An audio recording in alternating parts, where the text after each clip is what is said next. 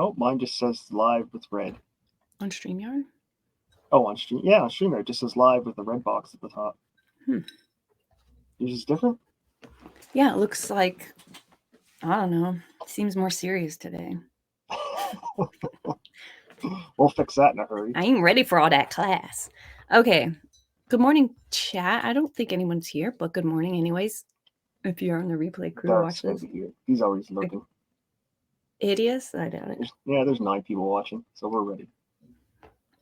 Okay. 9's the magic number. That was my rugby number, so we'll go with 9. Anyone else comes in after 9, you're getting booted. You're out of here. Okay, so we're going to talk about Senator, what the hell is his last name? Menendez? I think so. He's the whitest looking Menendez I've ever seen, too. Hold on, I didn't think about that. Unless he took his wife's last name or something, because it's a weird... They want me to pay for this. Shit, I pulled up a New York Times article on accident. I should have known. I don't understand how the New York Times makes money doing that. It's $1 a week. That's not that expensive. Too much. That's too much. It's too much for me. I'm never going to do it, but there's a lot of old boomers out there who are into it, I'm sure. I think that was their way to stop the hate sharing. When they do something really stupid, all the people like us would share it, and we're not going to pay $1 to share it. I think you're right. But it's weird that they're doing that to their own customer base. Like, hey, we're going to cut you completely out of viewing our own. You should want to spread it as far and wide as possible for the advertisers. That's how I feel about the fucking Russell Brown what's his name again? Russell Brand accusations. Like, seriously, if this is a public concern, why the hell would you put this behind a paywall? Right. This is the white Senator Robert Menendez. Now, if you were to put a gun to my head and say, pick this man's race. I mean, he's old. Menendez is the farthest from a white last name as I could imagine. Menendez. So was his mom a Mexican and dad was a white boy? Or like... I don't know, man. Should I find out? I bet you Wiki knows if you're curious. And if he's got this much money, how come he can't get a suit that fits? That looks like an off-the-shelfer. Look at the shoulder pads in it. The arm looks like it was taken off of one suit and sewn onto a smaller suit. The gold bars you got, bud? You should have something tailored. Oh, that's facts. You're right. Okay, there's a lot of stuff you're right about. He should have spent some of that money instead of hiding it in his closet. But we haven't really talked to chat about. If someone else is buying cars for him. You jump in this shark. Chad doesn't even know what's happened with Mr. Robert Menendez. That's true. They don't even know that they seized all this cash from all through his house. If you were a cop, Chad, and you raided somebody's house and you found wads of cash stuffed in coat pockets and sweaters and things all around the house, would that be normal behavior or abnormal behavior? No, everyone knows you cut a hole in the wall and shove it down in there and insulate. No, everyone not fair. These guys have to put the coats on and run if something goes bad. So I've never seen that. I've never seen a rich person hide money in their coats. I've seen in walls, I've seen in floor safes, I've seen in their freezer. I've seen. Should I Google it? There's a lot of money. That's too much for a freezer. That's too much for a coat. $500,000. That's too much for a coat. That's how. What was the movie? Narcos. Was it Narcos with Pablo Escobar? You've never seen Narcos? It's on Netflix. It's a great docu-series. It's not true all, but loosely based on the truth. But that's how they were funneling all the money in and all the drugs in. It was Pablo Escobar's mother sewed these extra pockets in jackets. So before TSA was patting everybody down, they just have $1 million strapped around their body in a jacket. That sounds about right. Hold on. So this is the indictment, the unsealed indictment. Is this the new one? Okay. Whoa. AKA, what's that last name? Nadine Arslanian. And Will Hanna. Why do these people have AKAs? Isn't that his wife? I think because we don't understand how to say Will, so they're going to call him Will from here on out. People call him Will, and probably Nadine is.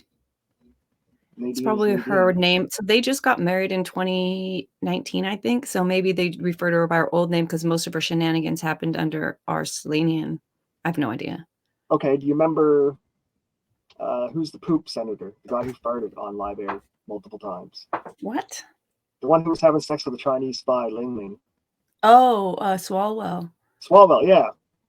I wonder what this guy's wife looks like, because if she's even remotely attractive, this could be another Swalwell fucking bride. That's a good question. She's not too much younger than him. Maybe. I'm sure we'll see her. Let me look her up. But before we hop into this, I wanted to... Wait, is this her? Can't see it. Girl, she dresses like fucking Jill Biden if this is her.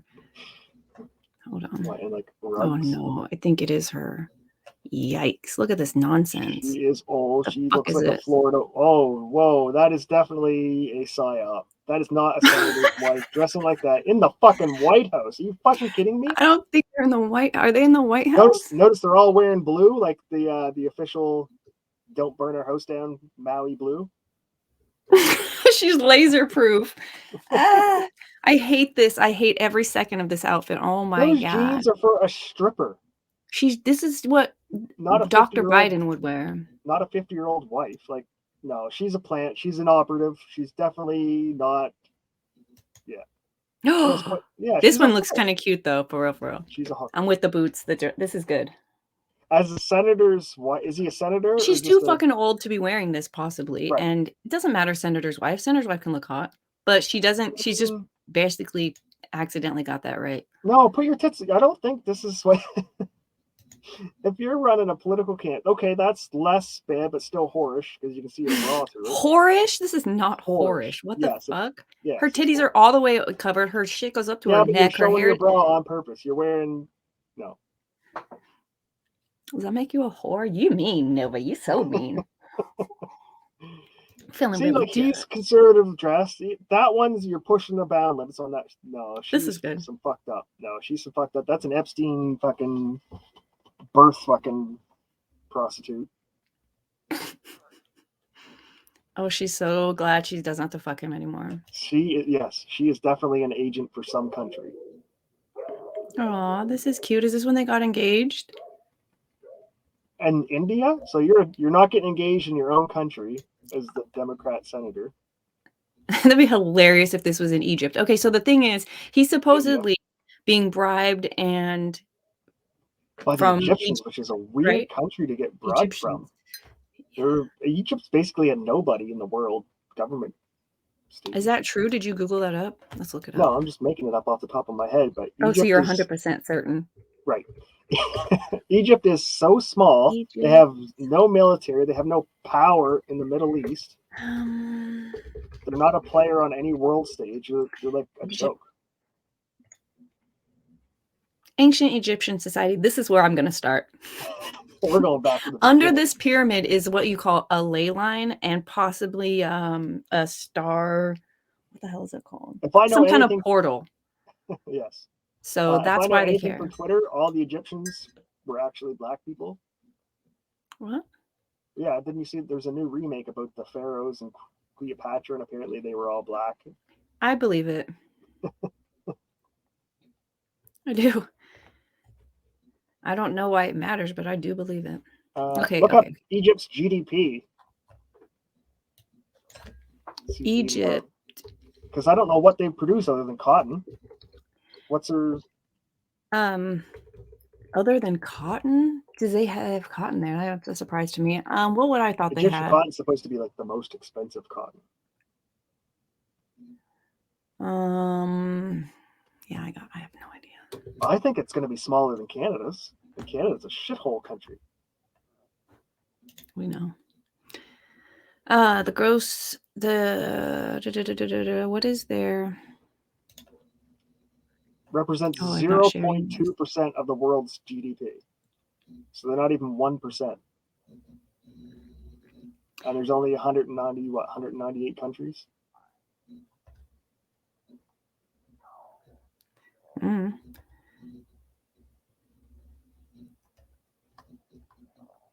Like, look up how does Egypt even make money? I thought this was going to tell me. That's what I mean. Trade, maybe?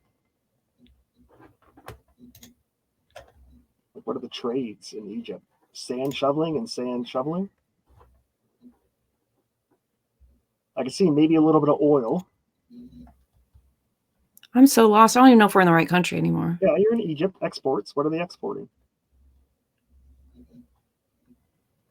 Go to export imports. You would just. The major exports are oil and other mineral products, 32% of total exports. Chemical products are 12%, agriculture, livestock, and other fats 11, textiles 10, mainly cotton. So you Yes. didn't even get it close.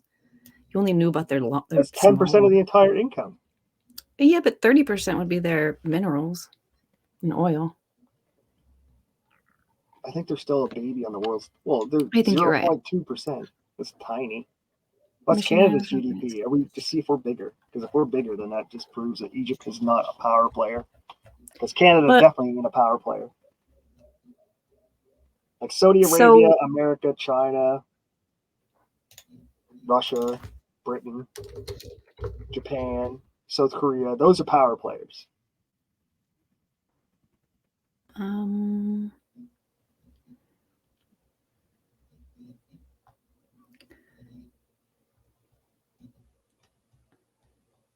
Damn, couldn't just show us? Like, we have more oil. 0.95. So they were 0.2 and you were 0.9. Yeah, so we're way higher. We're like 3 times higher. Way better. Okay, let's go down to. So that tells you how shit Egypt is. So why would Egypt be fucking trying to bribe a senator? That's a good question. I wonder what's up with that. Maybe we'll find it when we read the indictment, which we're about to get to.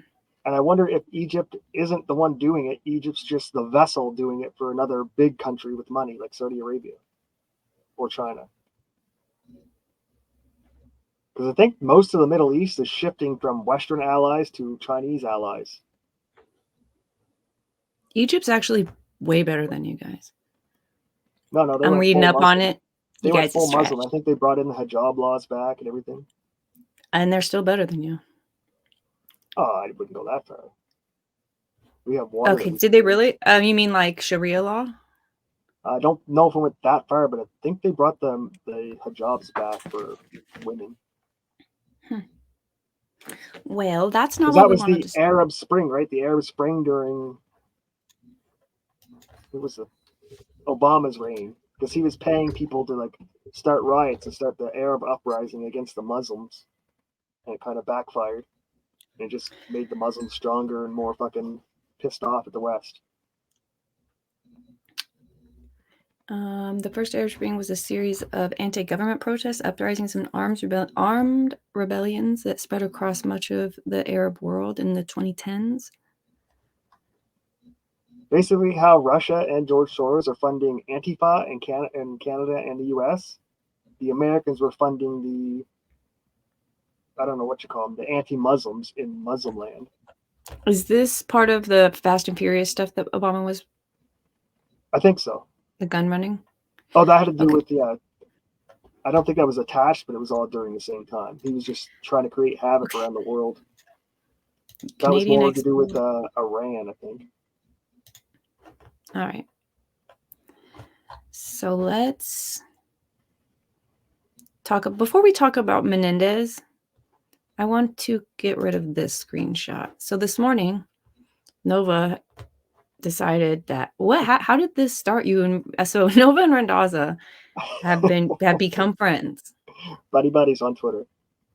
Yeah. So Nova started Xing, whatever you call it. Did you start when it became X, or did you start before that? X. No, I was kicked off like 10 years ago for talking about gay people in Canada. Back in like 2016. So then now it became X. I got a new account, so I'm back on. So I woke up this morning and Nova has sent me a screenshot, and it's Randazza saying, "Ha ha ha! I love this kind of stuff. Nobody is obsessed enough with you to do a 40-minute hit piece." I don't remember what else it said. Something to that effect. And so to me, I'm like, "Oh, that's cool. He's got Randazza's attention. This is hilarious." Apparently, Mercada has to pay 900 bones an hour for this fool to talk to him, but you get to do it for free. So that's dope, pro bono. And so right before we went live, I was like, do you want to talk about Randazza? And he's like, yeah, I can't believe he said he has better friends and more money. I'm like, wait, what? And so he sends me this screenshot. So as they're going back and forth, this is Mark Randazza, the pedophile apologist, the one who wants to make child pornography legal, the one Satan who lover. Nick Rekieta chose to spend $900 an hour and $15,000 retainer, and he's into the six figures for this dude. And he's this morning arguing with Nova. It's so strange. I love it. And this was I don't know what it says all before this. So does it start at the bottom? Yeah. Huh? I think this was like 9 a.m. my time, so it would have been like 6 or 7 a.m. where Randazza is. Yeah. So he's in the shower talking to you like Nick does. Talking to me naked, yeah. Nice. So eventually, what are you saying back to him? Are you just saying like, oh, let me bring it up. Yeah, no, I'm straight up just trolling him. Everything I say was just like a troll. So he would say something smart, so I would reply with one of your videos of us talking about him. So all those little comments below are basically me making fun of replying with my that's also pretty wonderful. But this one in particular says, I make more money than you, have better friends than you, get better tail than you, travel more than you, get better work than you. In every way, I outclass you by any measure. So tell your 50 followers what you like. I just laugh. Yeah. I don't think that works that way. I am curious about how it works. Hey, Cool Frog's here. Vicky's here. Good to see you. Good That's morning, good India. morning. That's the Taj Mahal. Well done, Nova. Hit the thumbs up, lurkers. Yeah, if you could follow, like, subscribe, all the things. Oh no. Sibling Revelry is here. He's also representing Project Veritas against James O'Keefe. Yeah, exactly. He is representing Project Veritas against James O'Keefe, which should tell you a lot.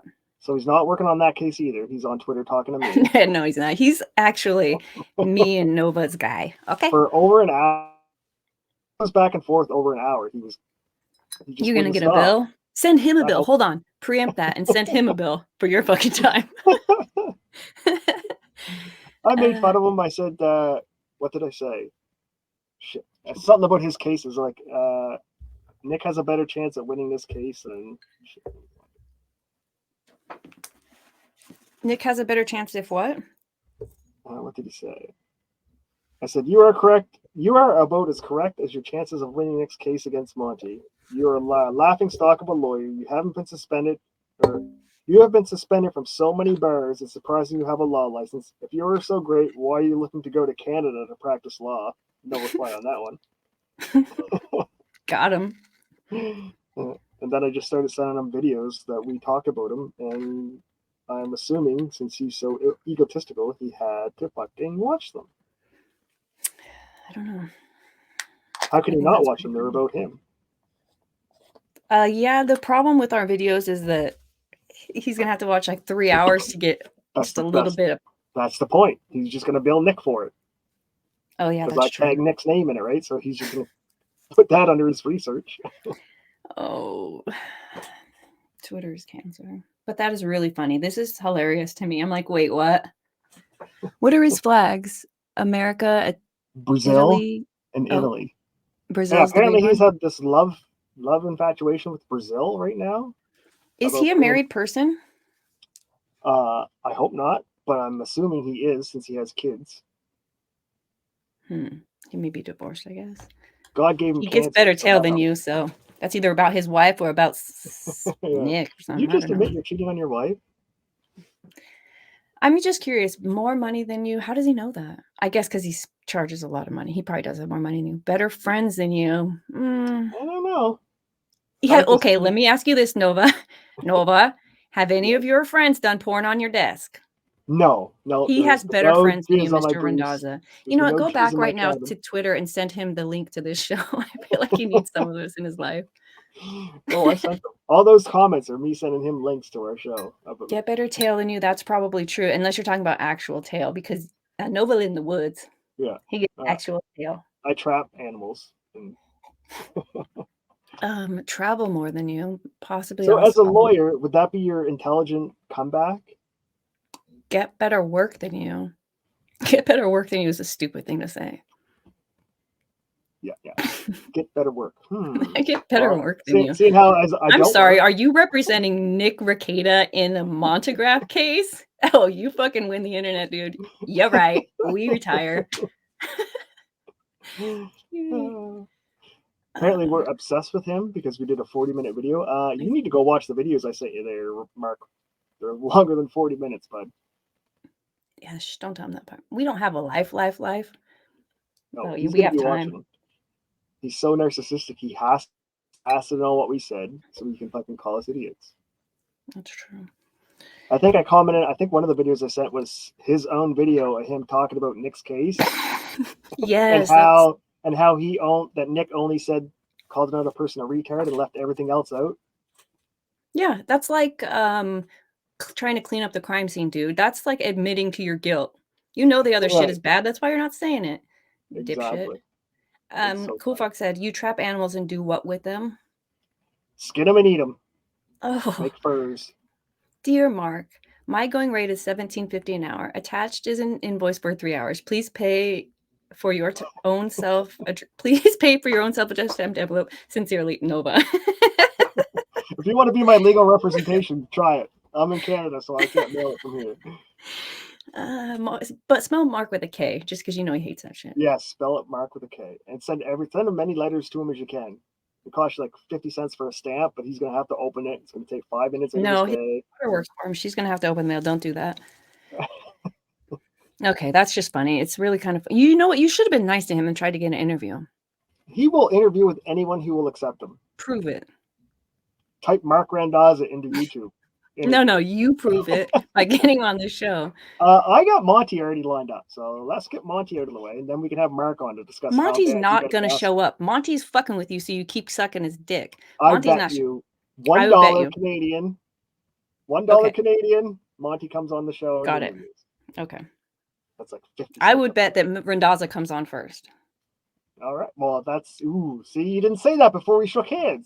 You want to reshake? I'll shake on it.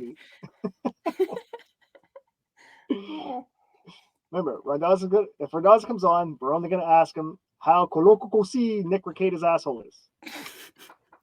It's so funny that you remember that, and you're right. That is the number one question. And if we get him on, we have to have a soundboard ready just for the Randazza talking about Randazza. I'm kind of disappointed that that's the way he went with you, because I thought he would be more like laughy about this shit. Well, I thought he'd be professional, not reply to me at all. I mean, I don't even think I tagged him in it. I think I just, see, look, it's just me, YouTube. I don't know why YouTube's tagged in it. Maybe because there was a video there. And Rekieta. So I don't even know if I tagged Randazza in it. Or if Randazza's just sitting there waiting for Rekieta tweets to come in to fucking bill Rekieta. Wait a minute. He's trying to say you don't have a life, but he the one that found you? Well, let me check the original tweet. I don't think I tagged Randazza. Don't check it. Let's just go with it. We assume he's not even tagged in it. That's way better. So I'm just seeing me, YouTube, and Rekieta in the replies. He could have blocked your ass. He could have, but why? I'm too fun. Why is YouTube tagged? I guess you're right, because you posted a video.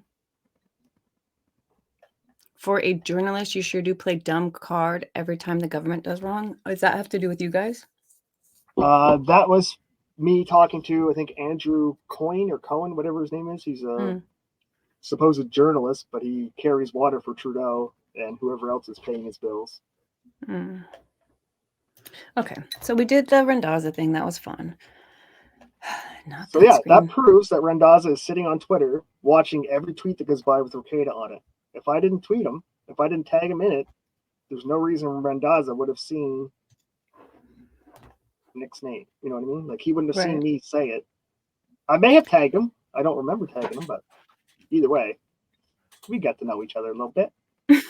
You're basically best friends. And now he knows I know who he is. I mean, just tell him you're sorry and you really would like to air this out in the open, because there's... No, come on. You want me to apologize to a Satan orbiter? That's or true. You just want me to Satan orbiters don't get no love. Okay. No, here, I'll keep poking the bear, and then you can come in as the nice guy and go, I kicked Nova off the show. You'd like to come in and talk to him? And then I'll do the magical appearance like Nick did back in the day when he wouldn't let Tonka and Borsky talk to each other.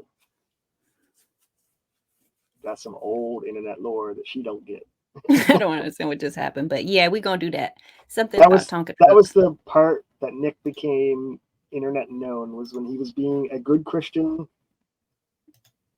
polite, nice, non-degenerate lawyer. He had one guy named Andy and one guy named Tonka saw, and Tonka didn't want to talk to Andy. So Nick was going to be the mediator and had Andy on, and then he'd mute Andy, then have Tonka on, mute Tonka, and have back and forth, and then accidentally sent the link out to a third party who just jumped in, and it went all hell's loose, and Nick just sat back and kept drinking. I saw the sat back and kept drinking part. I do remember that, but I don't know any of the other shits. I have to learn their names better before I can understand the lore. Oh yeah, you know, that lore is way overdue now. Anyway, well, still. Apparently, okay. Nick is 170 pounds now instead of 155 that he was a few months ago. Even though he said he lost weight. Oh wait, he lost weight to get there? Well, yeah, he said he was really fat, and because remember everyone made fun of his gut when he bent over to get that kitty picture. There's like all kinds of memes about his fat gut out there now. Mm-hmm. He was on Camelot last night with some hooker or whatever she is. That was last night? She's not a hooker. She's a stripper. Same thing. Not the same thing. Yeah, same thing. She's selling it. She's not selling it. She's selling it to your eyes. No, she's selling it. No, she is. They all say that until the fucking bar closes and they all go to the parking lot. Anyway, they were on last night, and Nick and Camelot did the fight milk again because, of course, there's a girl on there with no clothes on, so they had to take their shirts off, embarrassingly. And Nick was trying to show how fit he was, and he was sucking his gut in, trying to show that he didn't have a gut anymore. Wait, did he like show? Yes, full stand up. No. Full stand up. Full stand up. Pasty as fuck. Awkward as hell. Drinking his fight milk because remember he said he wasn't going to be degenerate anymore after confessing. Is that his way to like try to kickstart the memes? Like, love me again, meme me fat, love me. No, I think he never gave up being a degenerate. He just is doing it on Camelot's show instead of his own show now. That's the move, actually. That makes a lot more sense. Right. But it's always going to bleed over. No, I mean, yeah, but sure. That makes sense. Remember Nick had like a mini crisis where he confessed his love for Mandy when he was drunk. Do you know Mandy? Oh shit, I actually have. Do you know Mandy was right under my freaking mouse right when you said that. I'm in my desktop. I swear that is so strange. I have a folder called desktop, so I could just throw everything into it and not look at it again. And at the end, I was looking for fat pictures of Nick because I have a bunch of those. And as you said it, my mouse is over. Do you know Mandy?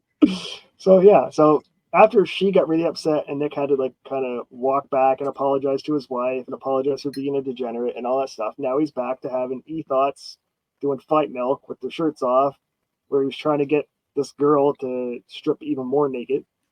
And wait, she wasn't going to get more naked than that, was she? Nick was trying. He wanted to put her heels behind her head, and he wanted pictures of her asshole. Like, what? Shut up!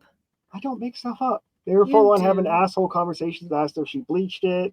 Camelot told a story about a girl. He told her asshole was dark, and she cried. And what did she cry about? What did she? She has a mirror. Bitch knew. That bitch knew.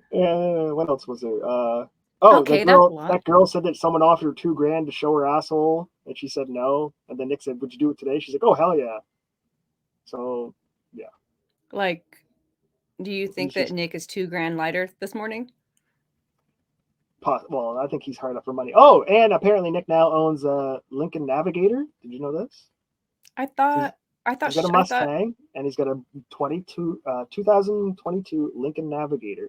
Oh, I didn't know. I'm pretty sure they had one of those before, though. So I think she maybe just upgraded. Well, this is a 2002. So I would 2000? 2022. Yeah, she had, I mean, they have 5 fucking kids. So they had a giant car already. She probably just got the new version. But it's in the shop for an oil change. It's taking like a week or something. Or an oil change? This man can't even change his own oil? No, this man is such an alpha Chad. He can't change his own oil. And a vehicle that you don't even need a lift to get underneath it. You can lay underneath the oil. It's a Navigator. To be fair, I've never been. I don't know where it all is in the Navigator. I know some shit is a pain in the ass. Like, yes. Some shit definitely is a pain in the ass. So the Lincoln maybe is a pain in the ass, but I doubt it. I doubt he even knows. I bet you Nick couldn't find an oil filter. The oil filter is exactly. Yeah, I bet he don't know. Well, he says he does guns, but I bet you couldn't run a gun. He says he likes to shoot guns, but he doesn't know anything about them. He likes that they go pow and that he gets to play with them. And that's a quote. He knows shit about guns. He knows as much about guns as he does about fighting. But then he told people he had AR-15s and all these other things. He might have them, but he just has them. He knows their name. That's AR-15. That's Glock. That's 22. He just calls them that. Pink. I like this one. Yeah. They're all pink. Yeah. Okay. So that's it. That was the treat. That was a little candy this morning. I woke up to.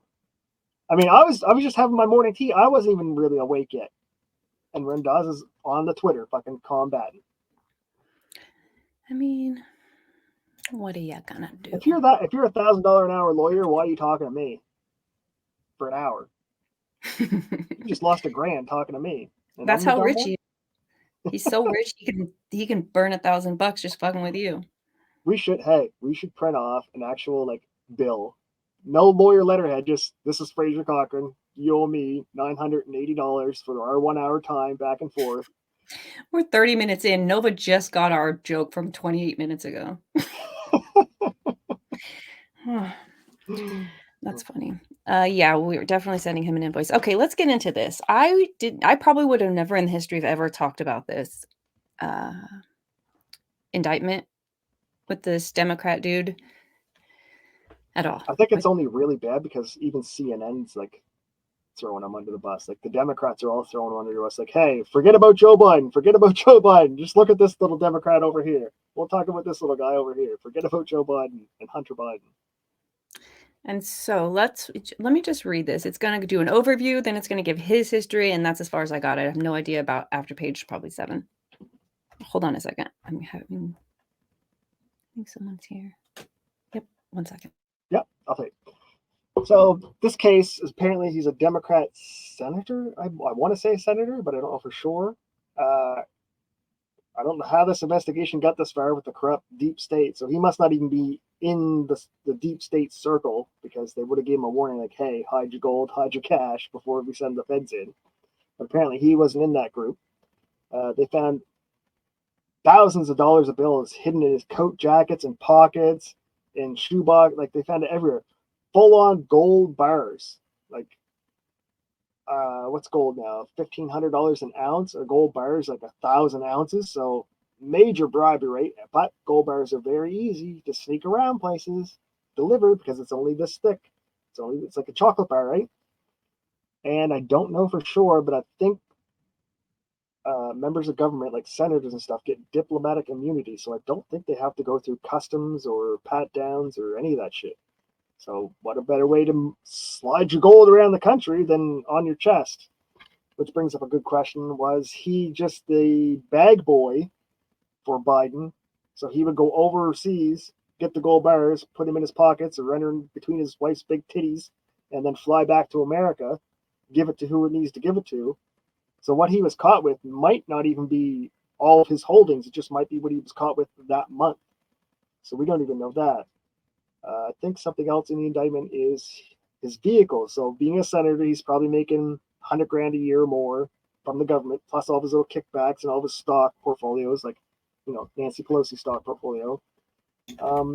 Their vehicles weren't even paid for by themselves. Somebody else bought their own vehicles.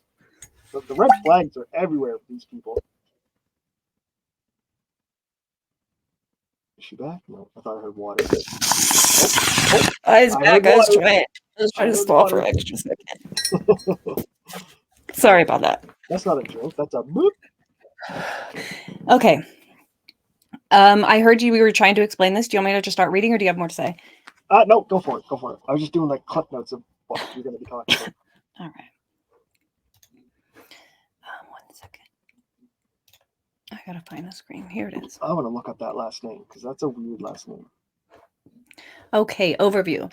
Robert Menendez, the defendant, is the senior U.S. senator from the state of New Jersey, trash, from at least 2018 up to and including in or about 2022. Menendez and his wife, Nadine, the defendant, engaged in a corrupt relationship with 3 New Jersey associates and businessmen, Will Hanna, Jose Uribe, I don't know about that, and Fred Davies, the defendants, in which Menendez and Nadine agreed to and did accept hundreds of thousands of dollars of bribes in exchange for using Menendez's power and influence as a senator to seek to protect and enrich Hannah, Uribe, and Davies, and to benefit the Arab Republic of Egypt.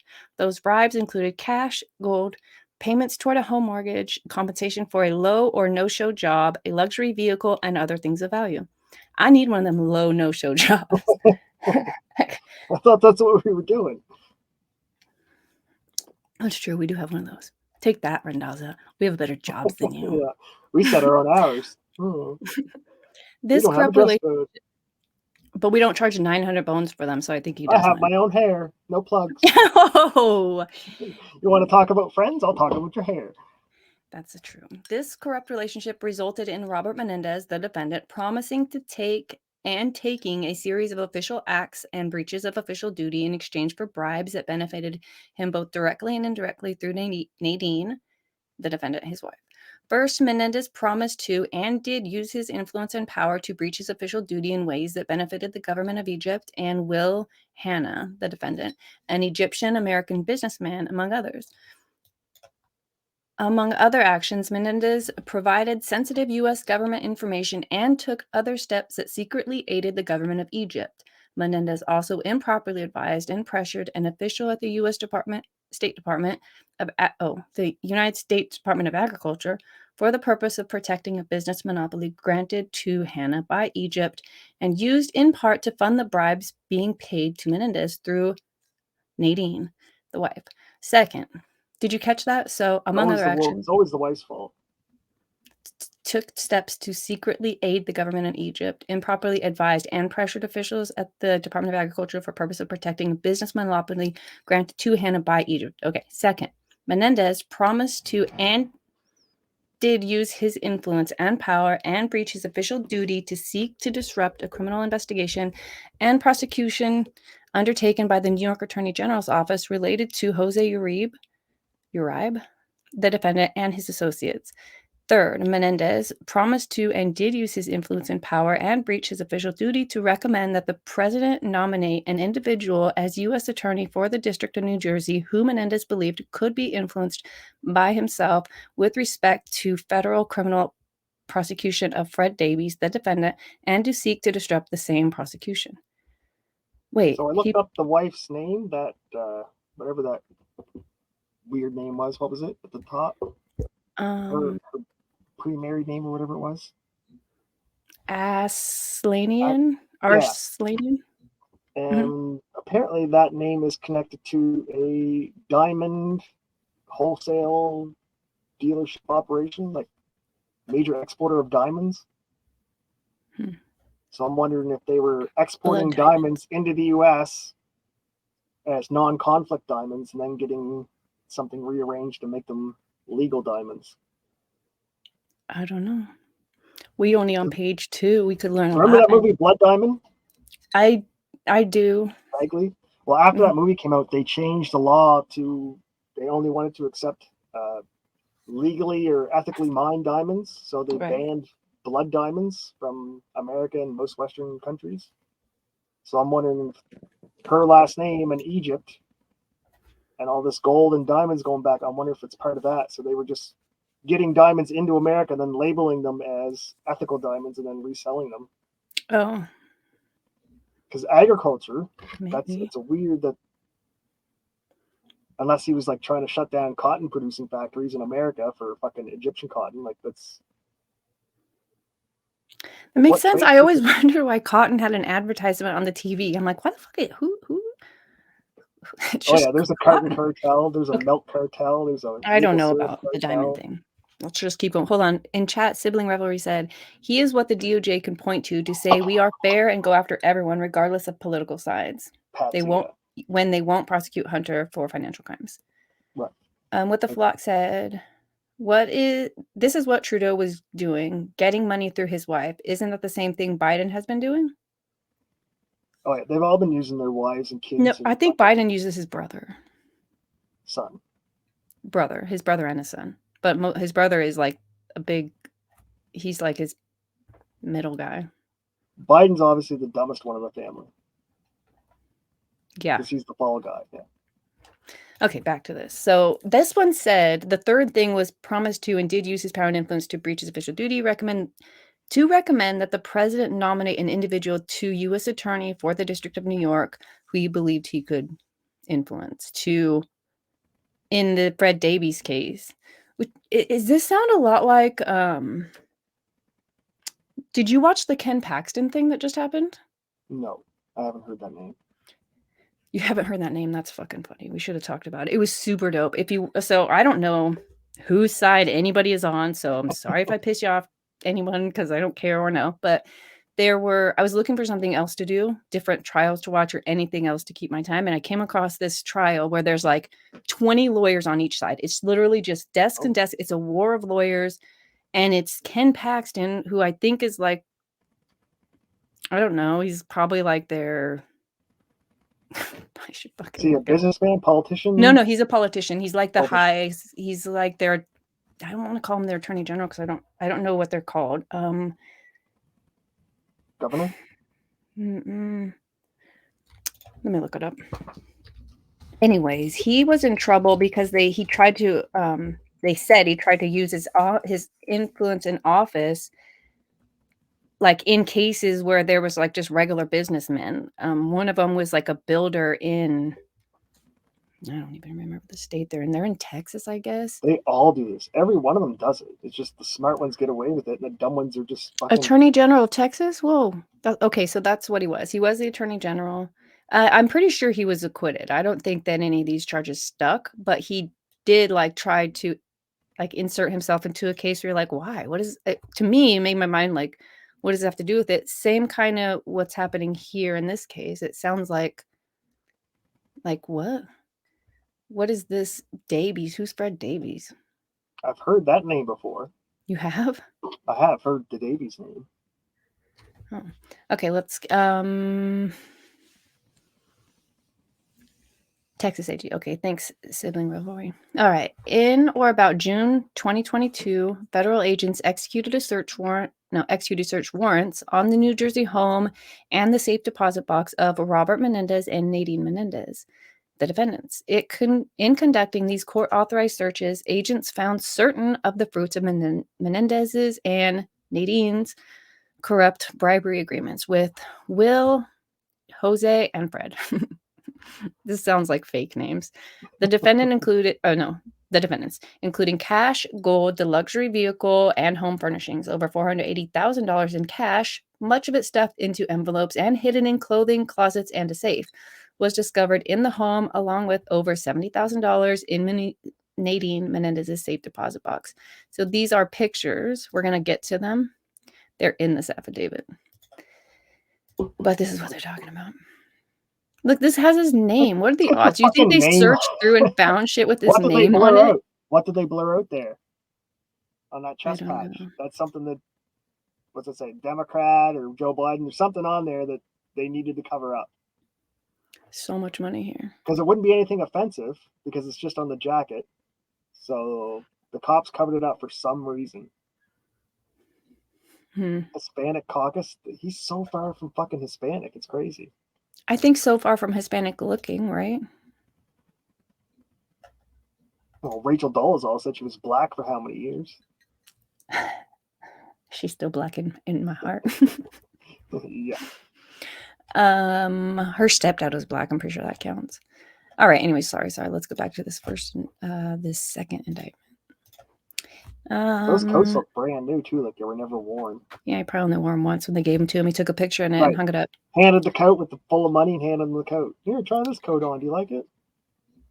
Mm-hmm. Some of the envelopes contain the fingerprints and or DNA of Davies or his driver. How did they have Davies' DNA on file? I don't know. It's a good question. Other of the he could be like a felon or some shit. Don't they take their DNA? No, I just looked it up. He was a lawyer, a private lawyer who Menendez was trying to nominate for the head of the Attorney General of New Jersey. So they wanted to have a corrupt lawyer in control of the entire justice system. So if any of the guys got caught up, that top lawyer would just make it go away. Yeah, I'm sure that's probably exactly what's happening, but I don't know. Other of the envelope, the jewelry thieves or the diamond smugglers and all that were getting caught. this guy can get them all off. Okay, we aren't going to just. We're not going to make a. Okay, Allegedly. he's making a diamond connection. I am not. No, that's but all. You're probably correct.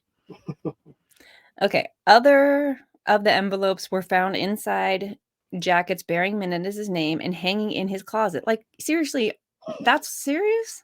You can't make it up. Why would you put it in those? I would just have a duffel bag. Jury, these are not my jackets. It was in my house. I don't know how those jackets got there. I would be like, seriously, embroidered why on would them. I put him in the jacket with my name on it? The fucking feds are setting me up. Why are you hiding money in a jacket? That's the fucking... It's not hidden. I was hiding it from the robbers. We're just going to set it on my coffee table. Where the hell else am I going to put it? The safe's too small. The safe? The bank? Nah, the bank. Fuck, you can't trust them. Your freezer and a bag of Brussels sprouts? Everyone's going to look there. No one's going to look on the jacket with your name on it. That's smart. The jackets. No, those are the jackets he was wearing to work every day so he could hand out money to the people who need money. This is his Tuesday jacket. Hilarious. This is his Wednesday jacket. That's pretty funny. I want to catch him when he's wearing the hundreds jacket. It's like that meme where they show all the advertisers who own the politicians or like the race car jackets, like your sponsors. Yeah. That's how it should be. That's probably why they're covering up Pfizer or something on that black one. It probably says Trump. Trump Tower or Mar-a-Lago. They're covering up so you guys don't lose your fucking minds. That's a Pfizer or Moderna jacket. I'm calling it now. Okay, during the same court-authorized search of the home, agents also found home furnishings provided by Hannah and Davies, the luxury vehicle paid for by a ride parked in the garage, as well as over $100,000 worth of gold bars in the home, which were $100,000. That's dope. Which were provided by either Hannah or Davies. 2 of the gold bars David provided are depicted in the photos below. Why is a lawyer giving somebody gold bars, even for a legal reason? If Randazza is not getting paid in gold bars, he's not as cool as he thinks he is. From a Swiss bank? I thought these were Egyptians. Why are the Egyptians selling Swiss bank gold?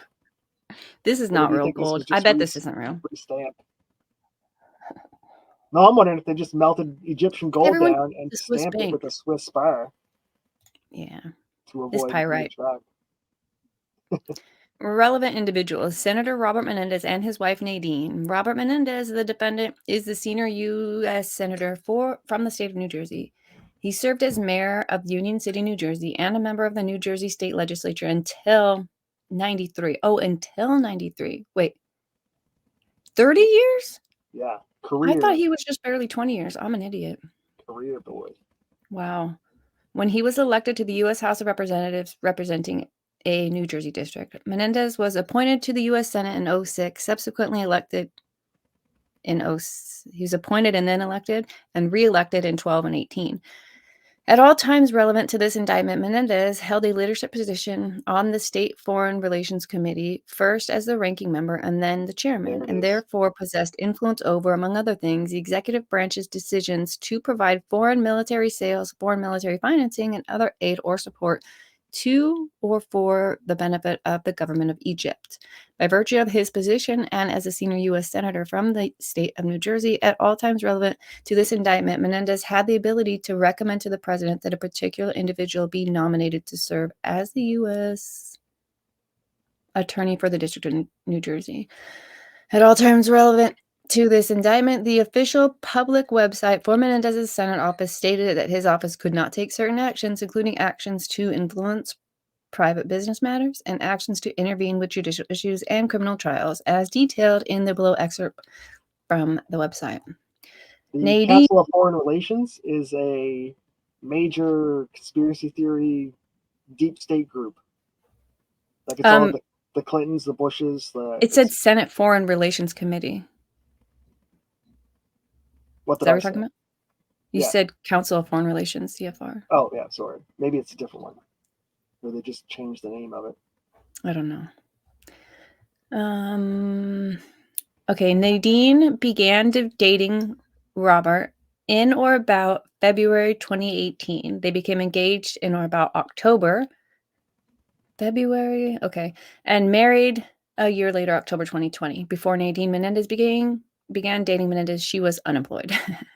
Wait, she got a job all of a sudden? You just start fucking this old albino Mexican dude?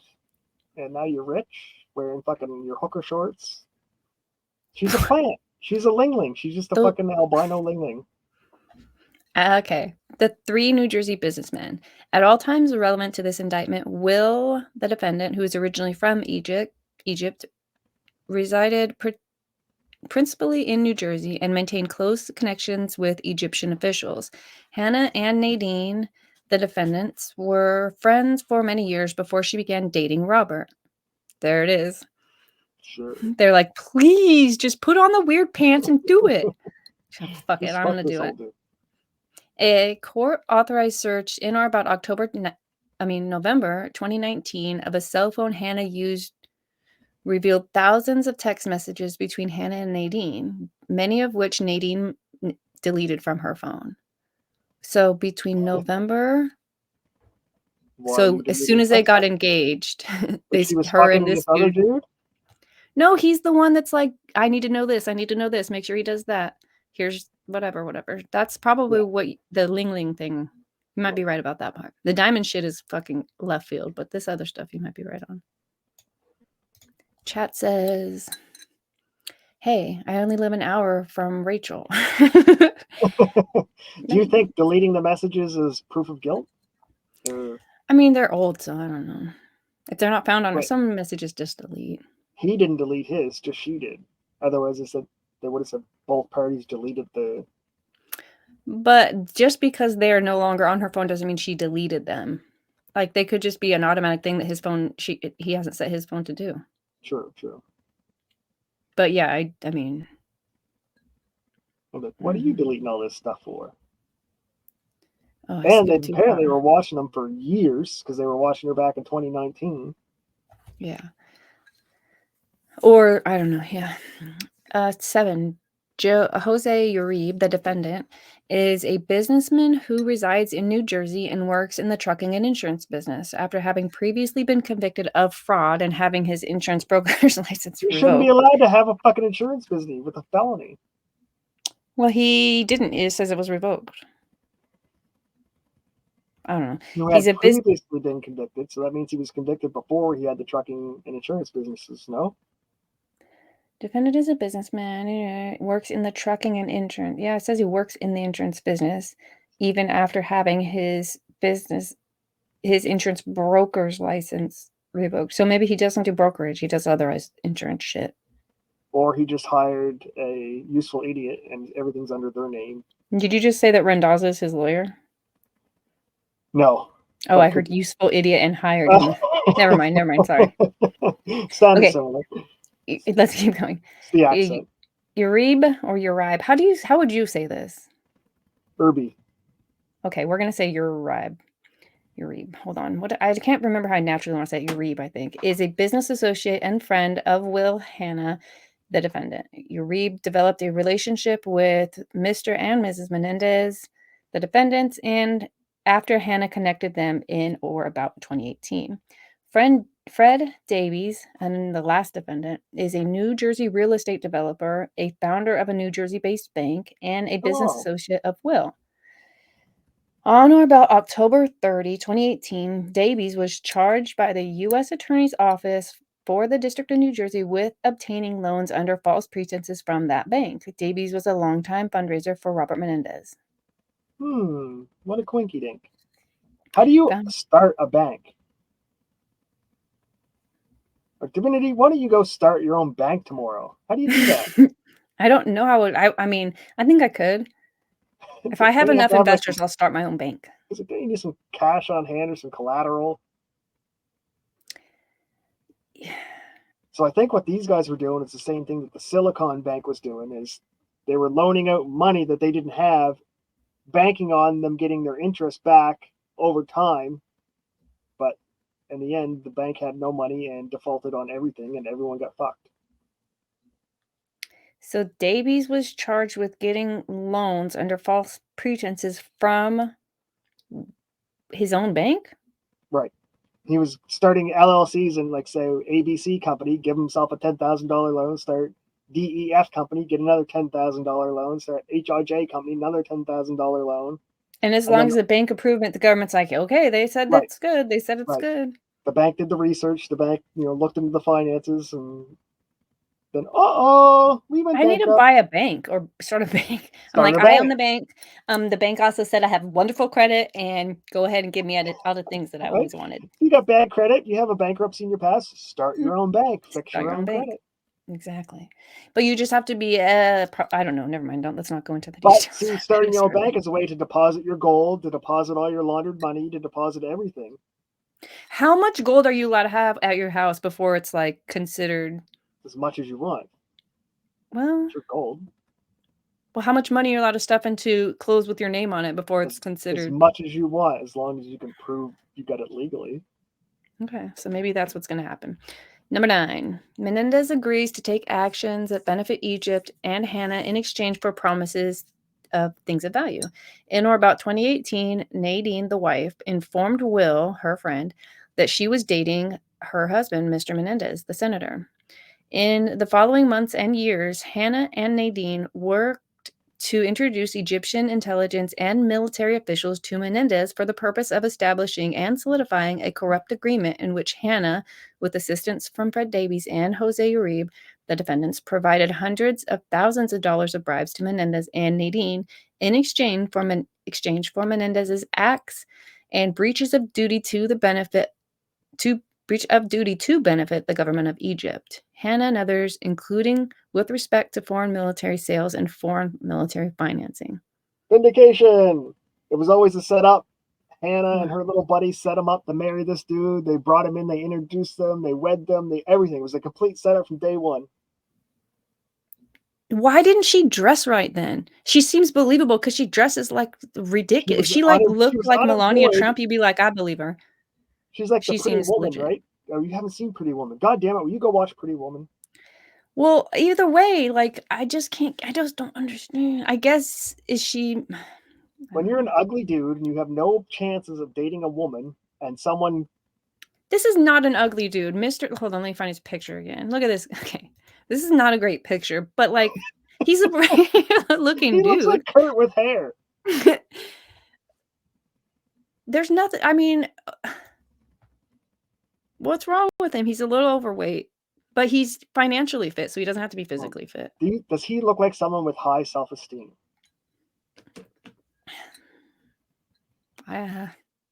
Or does he look like somebody who would take the first girl who would be nice to him and touch him on the shoulder and hold his hand? There's just 2 options here. He'd probably, I mean, I don't know. How are all these government operatives getting caught? And it's called the honeypot operation, right? And they're all getting caught. And it's so obvious. He called him boy? That's some racist boy? shit. Yeah, get back on the plantation, boy. Knock it off, Biden. Okay, back to this. At all times relevant to this indictment, Egypt was among the largest... Oh, wait, I'm not sharing this. Largest recipients in the world of U.S. military aid. Oh, there you go. Not Ukraine? Really? Not Ukraine? The largest recipients in the world of U.S. military aid? Why? Between approximately 2018 and 2022, the U.S. government supplied substantial military aid to Egypt, including in the form of grants of over $1 billion per year. How is Egypt getting money? They're not even at war with anybody. I'm telling you, the damn portals. They have access to the elevator inside the damn pyramid to get into the portals. Fucking crazy. No one in the news is complaining about giving aid to Egypt. They're only complaining about giving aid to Ukraine. I bet Egypt $1 billion. They haven't been told to be mad about this one yet. Just give the sheep some time, Nova. Damn. How is no one reporting this? I mean, everyone is like, Egypt's is nothing. There's camels and pyramids, and who cares? So why are they getting $1 billion? They provide no benefit to America. Oh, let's keep reading. Well, I mean, maybe Google that. Like, what the fuck? It's for foreign military financing. That's what it's for. And in the form of direct government-to-government sales of military equipment. So they have somethings. When the F-35 that just crashed, and there was no plane it didn't crash. On the ground, it didn't crash. It's in Egypt. It has a new name. It's called a Sphinx jet. Which equipment which Egypt typically paid for with foreign military financing, in which the executive branch was required to notify Congress about under certain circumstances prior to going forward with those sales. So what, they Under gave them certain money and then they circumstances. bought Lockheed Martin's jets? So is Lockheed, or whoever makes the jets? I don't know who makes the Well, jets. yeah, they were buying his vehicles in their name and giving them to him. So So why would he? this is just a different place to launder money. And this is just the guy who Holy is doing shit! it is him. And that's why no one's talking about Egypt. It's just Sounds like black it. silence over about Egypt and money laundering. That's crazy. Weird. The U.S. Department of State played a central role in reviewing and approving foreign military sales to Egypt and obligating foreign military financing to Egypt, which was conditioned on certain certifications being made by the State Department. As a matter of long-standing voluntary practice, I don't know why I thought this said volutionary. I'm like, that doesn't seem like a word. Revolution. Yeah. Voluntary practice. The State Department would typically honor so-called holds placed by the chairman or the ranking member of the SFRC, that's the Foreign Relation Committee, Council. on Yes. both foreign military financing and foreign military sales. In other words, the State Department would typically not proceed with the transfer of foreign military financing grant money to Egypt's bank, located in Manhattan, Weird. or with a wait a minute, is that where the new bank CIA's is? money is also? Isn't it? It's also in New York. Their bank is. Or with a foreign military sale to Egypt, while the chairman or the ranking member of the SFRC had not signed off on or was maintaining a hold on such a transfer or sale. In other words, the State Department would typically not proceed with the transfer or foreign military financing grant money to Egypt's bank account or with foreign military sales to Egypt while the chairman or ranking member had not signed off on or was maintaining a hold on such a transfer. So as long as there wasn't that, got it. As a result, all times relevant to the indictment, Robert Menendez, the defendant, as the chair or ranking member of the SFRC, possessed substantial influence over foreign military sales and foreign military financing to Egypt. Got it. That makes sense. So because nobody was doing oversight, which the State Department was relying on for what God only knows what fucking reason. What's the point of oversight? That's why there needs to be transparency, because the people will help you look. Oh, you missed that? Here you go. We found it. No. America sent Ukraine $6 billion by accident and then said, don't give it back to us. No. That's not true. There was a financing error. And so it was a different number than they thought, but it was already, I don't think they sent it by accident. No, I think it's gone through and they never asked for it back. Because like, it was our fault. We sent them the money, so we shouldn't have to make them feel bad and send it back to us. Sibling Revelry said, if he is good looking, I am Tom Cruise by Div standards. We were watching Sibling Revelry videos this weekend, by the way. We know that one of your friends isn't gay, but he doesn't know if he's gay because he never tried the dick yet. But you know you're not gay because you tried the dick. I know. I've never tried and I know. And my co-host watched your videos, and that's the portion he sent me to clip. I'm like, oh no, but you gay. I don't think he's going to want you, but do your thing. Yeah. There's a lot of show tunes talk, a lot of theater talk. Yeah, so basically, I had Noble wants to get on your show. He's trying to be a co-host. I had questions. No, I'd be banned real quick. He wants to be. Too many questions. Okay, cool. Frog Menendez, still in the last hour, has said the police are wrong. The money is his personal money. Yes. I'm sure. I'm innocent until proven guilty, right? He worked for it. He did what he was told to do, so. Well, what if he obviously gets paid well for his job, right? What if he doesn't have any money in the bank and in the bank people are like, yeah, he comes every month and takes out his paycheck, and we don't know. He must put it in his coat. You can't even withdraw, I think, more than 10 grand without it flagging to the IRS or the police. That's fine. So he can't do that because it would have been flagged. But he's not getting paid 10 grand a month. Do you think he is? Sure he is.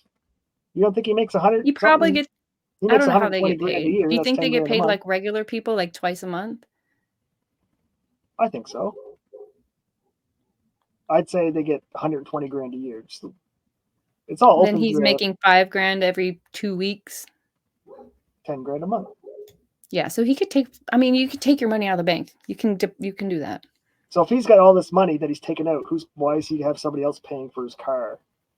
Multiple cars. He doesn't want to be on the books. He knows how corrupt everything is. I don't know. Listen, we're not there yet. We're only on page 7. Anybody who gets into government and gets in a honeypot and has all this money flowing, the best thing you can do is to do everything on the books. That's his advice. Right. Okay, number 11. For at least several years prior to 2018, despite its strategically important relationship with the U.S. and in the Middle East, Egypt has often faced resistance in obtaining foreign military financing and foreign military sales. For example, in or about August 2017, the State Department announced that it was withholding $195 million in foreign military financing until Egypt could demonstrate improvements on human rights and democracy, and was canceling an additional $65.7 million in foreign military financing to Egypt. I think that's when the country of Egypt voted out a Democrat or a democracy person and voted in an Islamic person. So now they knew the money wasn't going to be spent on transgender issues and stuff anymore, so they had to hold that money back. Huh? Yeah, that's what they're trying to do. Like Canada, we sent was 147 million to Afghanistan to help the Taliban teach feminism and diversity. Worked out great for us. This says that so they wouldn't send them money unless they started doing feminism and diversity. Is that what you're trying to say this to saying? Yeah, well, when they voted out the Democratic president and voted in the Islamic president, that's when the hijab mandatoriness came back in. In Egypt? Yes, I'm pretty sure. Okay. And that's when they said, okay, if you guys have... you guys money because you're Muslims now, you're not treating women equally because remember the new feminist fucking government wave.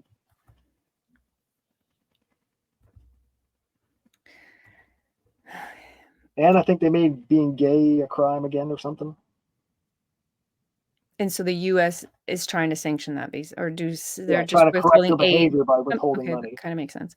By in or about early 2018, multiple U.S. senators had raised human rights or rule of law objections to foreign military financing to Egypt, and no foreign military sales of offensive military equipment to Egypt requiring congressional notification had been concluded since in or about March 2016. No foreign military sales of offensive military equipment. So HIMARS, attack weapons. So there's defensive weapons, and there's like a tank. I think would be considered a defensive weapon. But a HIMARS where it can cross borders and go like into the enemy's territory, I think they consider that offensive. I think. Hey, Squab, good to see you. He said it counts even if it isn't live and in person. Sparky's here. Good to see you, Sparky. Hey, good morning, guys. Okay, Hannah and Nadine introduced Egyptian officials to Menendez for corrupt purposes. Wait, I think I might have skipped I think you just ended on the 2016. 12, I think you were in that spot. Yeah, I'm just going to start at 12. In or about 2018, shortly after Menendez and Nadine began dating, Will, the defendant, and Nadine arranged a series of meetings and dinners with Menendez paid for by Hannah or his associates, at which Egyptian officials raised, among other things, requests related to foreign military sales and foreign military financing. In exchange for Menendez and Nadine's promise that Menendez would, among other things, use his power and authority to facilitate such sales and financing to Egypt. Hannah promised, among other things, to put Nadine Menendez on the payroll of his company in a low or no-show job. For example, like Hunter Biden. Yeah. Burisma.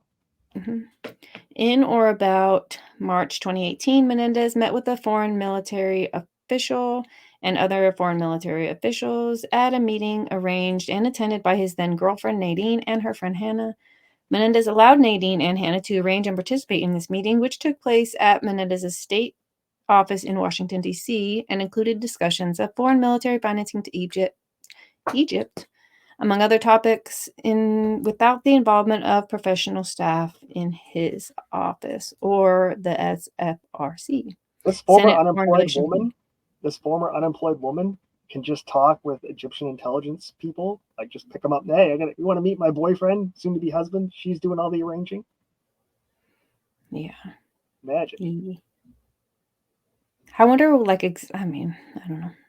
Menendez and Nadine again met with Hannah on or about May 6, 2018. Later the same day, Menendez sought from the State Department non-public information regarding the number of nationality of persons serving at the U.S. Embassy in Cairo, Egypt.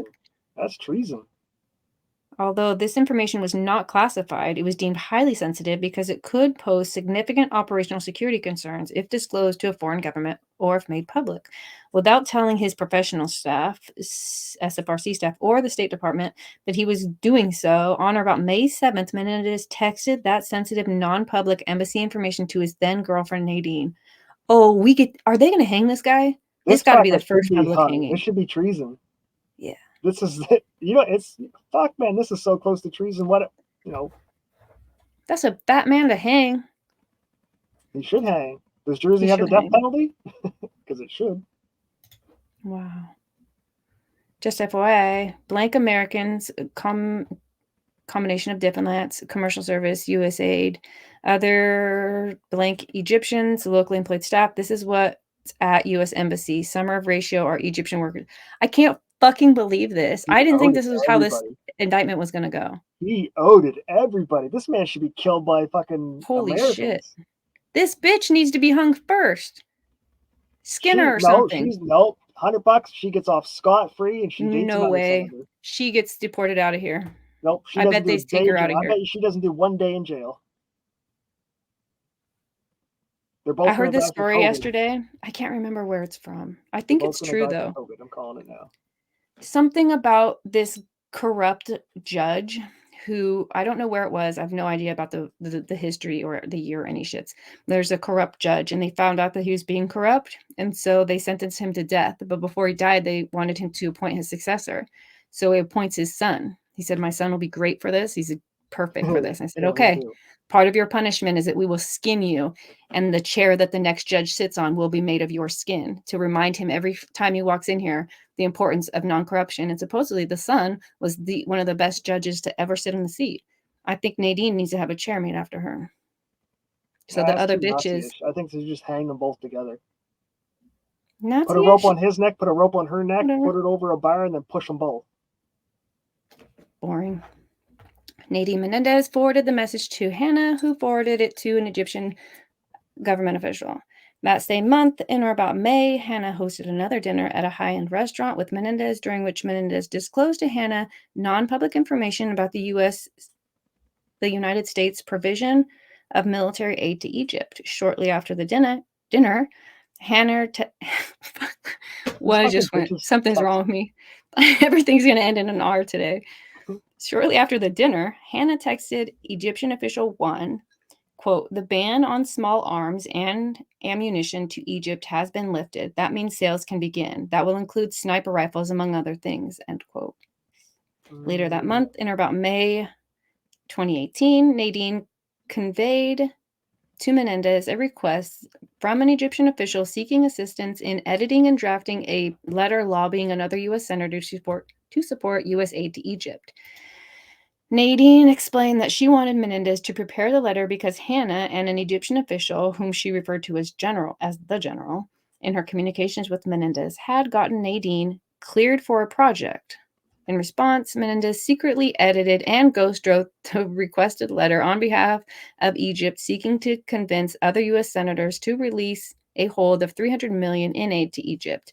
Menendez sent his ghostwritten letter to Nadine from his personal email account.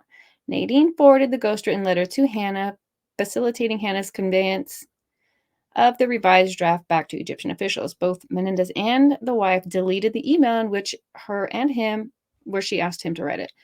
In or about, they left it in their recycling bin. I don't know how they found that. I don't know. How are they this dumb? They saw it on the other side, so they're in Hannah's. Hannah didn't delete his, so that is Well, I think once they go into the system, they can see everything that was written and delete it, right? Like, even if I delete everything on my phone, they're still going to pull up all my text messages from the provider. I don't know. Otherwise, everyone would just throw their phone in the water. They'd never collect anything. Like it's on my phone, but it's also in the database of the company Yeah, that you send it with, right? I would think for a while. In or about July 2018, Robert Menendez, the defendant, met again with Egyptian official 1 and multiple other Egyptian military officials to discuss foreign military financing and foreign military sales during a meeting that was arranged, scheduled, and attended by the wife and Will, Mr. Hanna.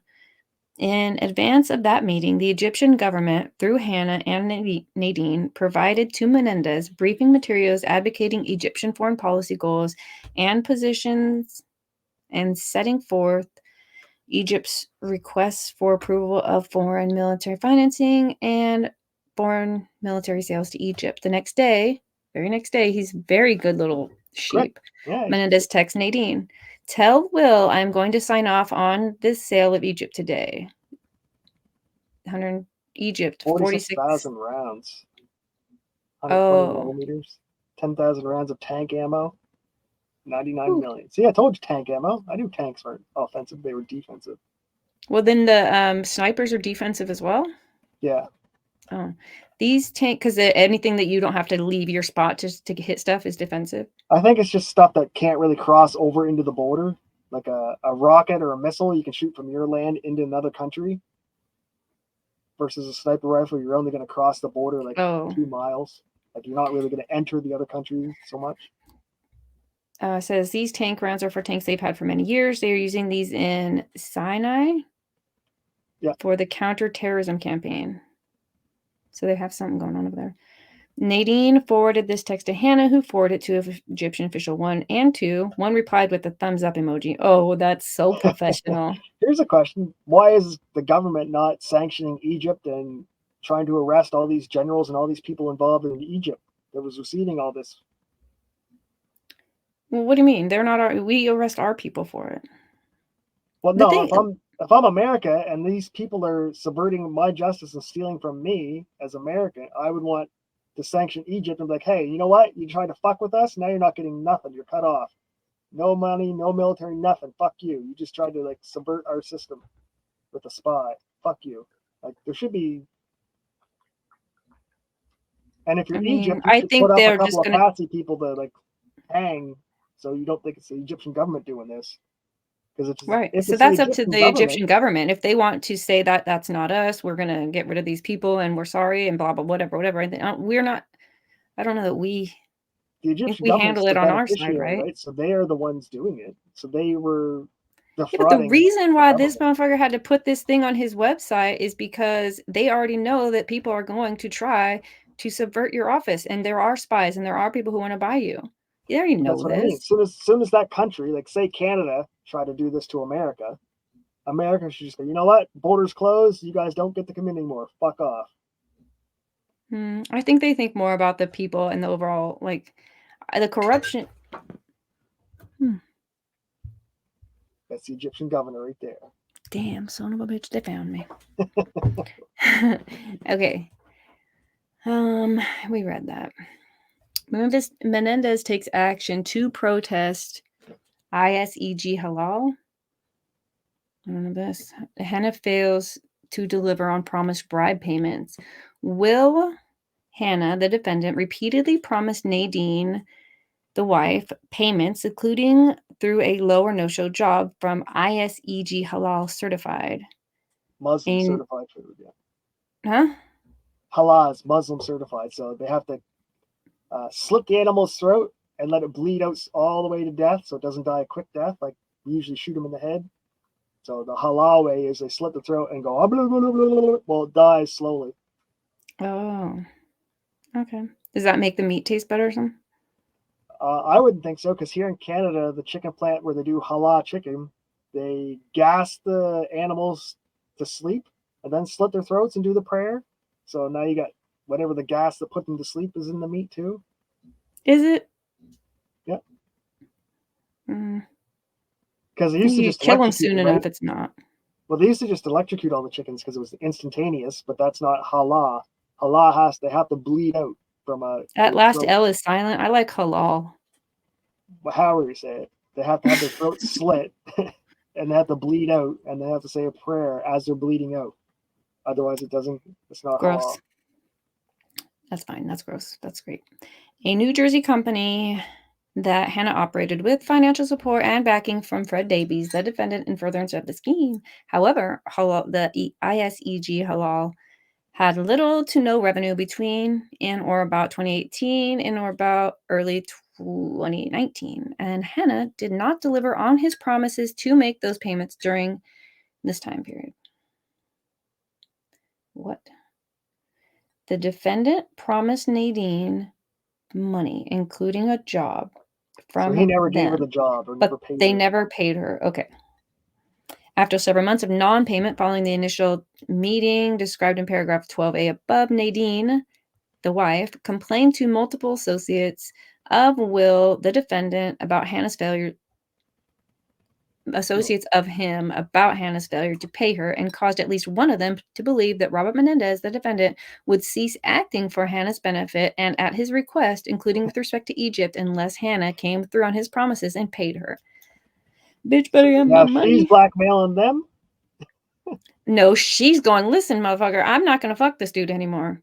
Yeah. Wait, you just said he was not ugly. Nadine also complained directly to Menendez about Hannah's as yet fulfilled promises, writing, I have been so upset all morning. Will left for Egypt yesterday, supposedly, and now thinks he's king of the world and has both countries wrapped around his pinky. I really hope they replace him. Wow.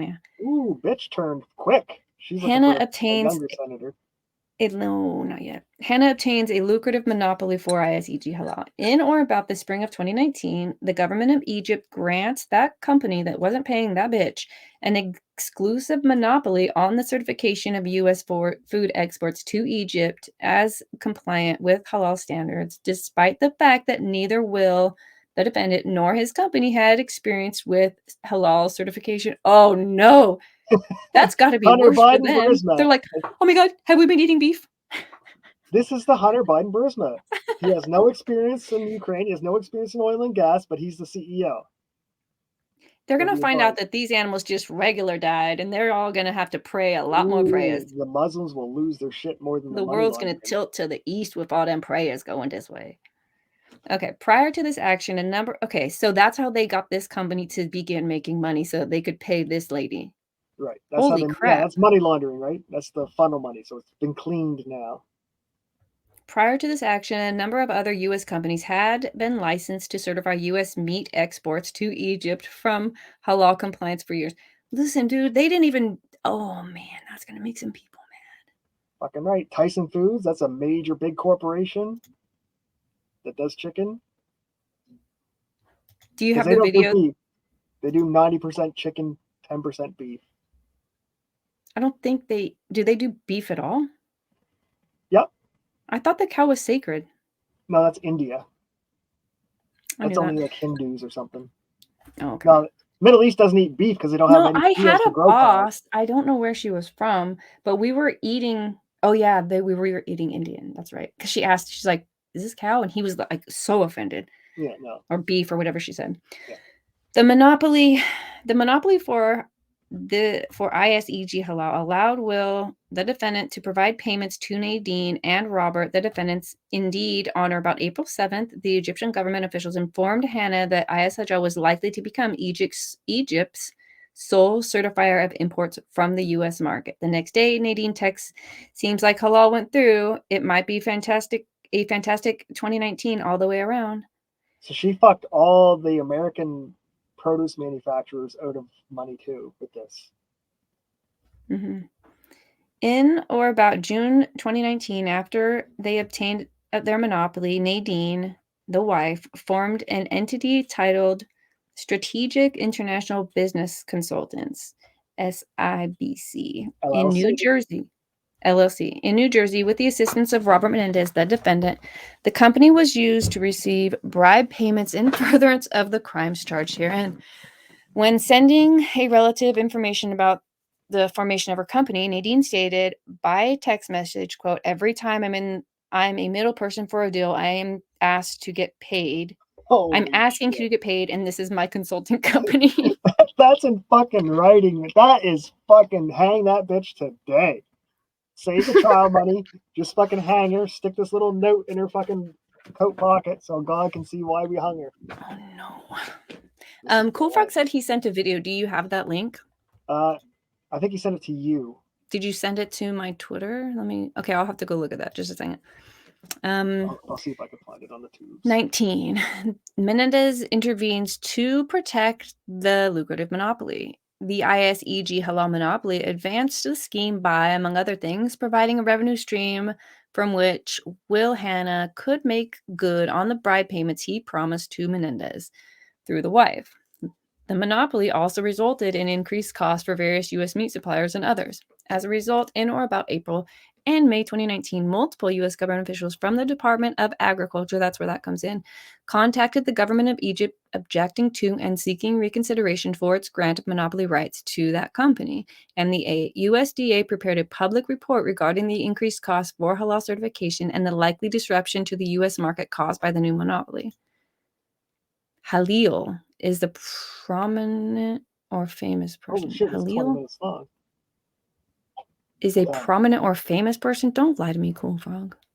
Could you look that up? I don't know if it's true. Okay, onward. I need a Jamie. I need somebody to be my Jamie. To you. Okay. Could you put it in private chat here? Oh, it was on my phone. Oh, okay, never mind. On or about May 20. NBC News. Okay. Cool Frog, just put it in chat. How about that? You could put it in chat. Somebody could put it in chat. I can see chat. On or about May 21, 2019, Robert Menendez, Nadine, and Will met with an Egyptian intelligence official 3, at Menendez Senate office in D.C. During the meeting, the group discussed a human rights matter that had been affecting aid to Egypt. In the same meeting, Hanna also requested Menendez assistance to counter the USDA objection to halal's monopoly. Later that evening, the same participants met at a steakhouse for dinner. Over the next 2 days, on or about May 22nd and 23rd, Will, the defendant, provided Nadine, the wife, with a variety of materials regarding the USDA's objection to the monopoly, some of which Hanna received from an Egyptian official. Nadine, the wife, then texts certain of those materials to the husband, who later deleted them. On or about May 23rd, 2019, Robert Menendez, the defendant, called a high-level USDA official 1, and insisted in sum and substance that the USDA stop opposing ISEG Halal's status as sole certifier. When official 1 attempted to explain why the monopoly was detrimental to U.S. interests, Menendez reiterated his demand in sum and substance that the U.S. stop interfering with ISEG Halal's monopoly. Official 1 did not accede? Did not okay, I need help here. Yeah, I think it's the right word. Accede, maybe? Did not. Let me define this really Bend the knee, I think. Agree to or demand request to his demands, but ISEG Halal nevertheless kept its monopoly. After financially benefiting from the monopoly status as the sole certifier, Hanna, the defendant, at times with the assistance of Fred Davies and Jose Uribe, the defendants, provided payments in furtherance of the scheme. For example, in or about July 2019, after the mortgage company for the residence of Nadine, the wife, initiated foreclosure proceedings. Which wasn't paying her own bills? Will, the defendant, caused the company to pay $23,000 to bring her mortgage current. She's not even paying her bills. How do you know? Wow. They're the worst fucking money launderers ever because they don't even have money. Does she have her own place? Maybe once she got married, she stopped paying for her house because it says for the residence of Nadine. It doesn't say their home. How weird. Hanna made this payment following a series of discussions with Nadine as well as Jose Uribe and Fred Davies, the defendants, about various options for bringing the mortgage current. When at one point Uribe responded to Nadine Menendez that Hanna might balk at the amount required to bring the mortgage current, Nadine replied in part, quote, "When I feel comfortable and plan the trip to Egypt, he, Hanna, will be more powerful than the president of Egypt," quote, end quote. Therefore, Uribe and Hanna worked to facilitate the payments, and Menendez continued taking action to assist Hanna and Egypt, including those discussed below. Man. That bitch's jeans are too tight if she's thinking that stuff. They're so tight, she had to string them shut. A few months later, in or about September, Nadine, the wife, texts Fred, the defendant, complaining that Hannah had not paid her what he owed her. Davies replied to the wife, Nadine, I personally gave Bob a check for September. His name is Not write a Bob. fucking check. This bitch wrote a check. His name is Fred, and they're going to go with Bob? Oh, no, Hannah. Hannah. Okay, Why what's are his they name writing again? checks? The track in What's your Hannah's name. Will. They call William. Oh, Bob. Is that short for William? Bob is short for Robert. I don't get it. Several days later, Nadine, the defendant, texted Robert. Oh, Robert, that's the husband. Okay. That's Bob. I got it. Then That's defendant to complain that Will and Fred, the defendants, had not made payments, writing, I'm so upset, stating that Hannah had not left her an envelope and remarking, I thought Fred would make sure it's there, and the second day in a row there is nothing. I thought after everything that happened, especially last Saturday and that week, referring to meetings Menendez had with foreign Egyptian officials, that at least he would honor his word one time. I don't know if I should text Fred or wait. What should I do? Menendez responded, no, you should not text or email. Soon thereafter, Nadine called. Halal, they issued a $10,000 check to Strategic to her fake business. The next day, See, if they would just put it at 9,999, it wouldn't spark a red flag for fucking the IRS and stuff. In total, they issued three $10,000 checks to her, dated August 30th, September 29th, or 8th, and November 5th, which he provided or facilitated, helped. I thought I read Fred Babies, not Fred Davies. Dead babies, Fred Davies. Coolfrog said yes. Nova's real name is Novilium. I'm sorry, what? Sure. During the same period when ISEG Halal issued these checks on or about September 9, 2019, Egyptian official 3 texted Will, the defendant, that a state employee told an Egyptian diplomatic official today that Senator Menendez put a hold on $1 billion of U.S. aid to Egypt before the recess. 4 exclamation points. And, quote, is this true? Hannah responded to Egyptian official 3 that Hannah would ask. I don't know.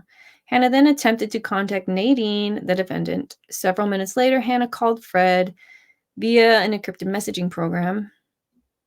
Oh, now you're going to encrypt shit. Late. They've probably been using, what's it called? What's that?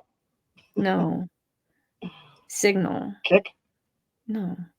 They've probably been using it for a lot of this stuff, but just These not all. people are fucking idiots because they've been texting and calling and putting in writing back and forth. They're idiots.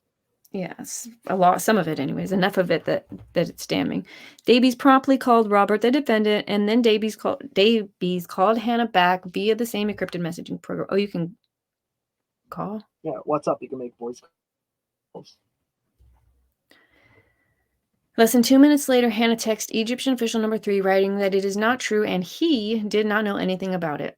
False alarm. Also, in September 2019, Menendez, the husband, offered to provide his assistance to Egypt and to Will, the defendant, during the official trip to India. Following a dinner among Hannah, Menendez, and Nadine, Hannah texted Egyptian official, our man, Menendez, is traveling to India after 2 weeks, and he is asking if there are any messages we need or anything for ISEG.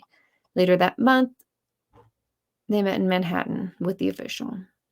The meetings between the senator and the wife, the Egyptian officials, and the receipt of things of value by Menendez and Nadine in exchange for Menendez's promise to take action favorable to Egypt and Will Hannah, the defendant, and other continued through 2020 and into 2022. For example, in or about March 2020, Nadine texted Egyptian official, quote, anytime you need anything, you have my number and we will make everything happen, end quote. A few days later, she arranged for Menendez to meet with Egyptian official 3, whom Nadine Menendez referred to as, quote, the general. Regarding this is almost written like a teenager was writing like a spy novel. Like it's just so stupid that you don't want to believe it. Like really, you're just texting this shit, putting it in writing. I think it's just that simple, and that's why they have to kind of rely on you not to be a shitbag human when you have these positions of power. Those are the ones that should be scrutinized the hardest. These are idiots, and they're managing to do this. I mean, the general regarding negotiations between Egypt, Ethiopia, and Sudan over a dam on the Nile River being built by Ethiopia, known as the Grand Ethiopian Resistance Dam. Oh no. They're going to starve out fucking Egypt. Right? What the hell? Do you know the Which dam? was Oh, sorry, go ahead. Which dam? I was going to say, do you know the dam in China is so large that it changed the rotation of the Earth? What? It slowed No. Earth's movement down. It's so large. I don't buy it. I need to make see that. Which was generally regarded as one of the most important foreign policies issues of Egypt. Within 1 month, in or about April 2020, Menendez wrote a letter to the then Secretary of the Treasury and then Secretary of the State regarding the dam. Beginning the letter, quote, "I am writing to express my concern about the stalled negotiations between Egypt, Ethiopia, and Sudan over the dam. I therefore urge you to significantly increase the State Department's engagement on negotiations surrounding the dam," end quote. In October 2020, Menendez and the wife met for dinner with Egyptian official 3 and another Egyptian official number 4 at a restaurant in Edgewater, New Jersey. After the dinner, Nadine and Egyptian official 4 began texting with each other on an ongoing basis and had additional in-person meetings, including a dinner they had in or about October 2020 with Menendez and Egyptian official 3. In or about early 2021, Hannah used ISEG halal funds to cause 2 exercise machines and an air purifier, among other items collectively worth thousands of dollars, to be purchased online and delivered to the house of Menendez and Nadine. Well, yeah, Amazon. Caused 2 machines to be purchased. That's a weird way to do English. On or about June 21st, the summer solstice, Nadine and Egyptian official 4 organized a private meeting between Menendez and senior Egyptian official number 5 in a hotel in D.C. prior to a meeting between number 5 and the U.S. senator the next day.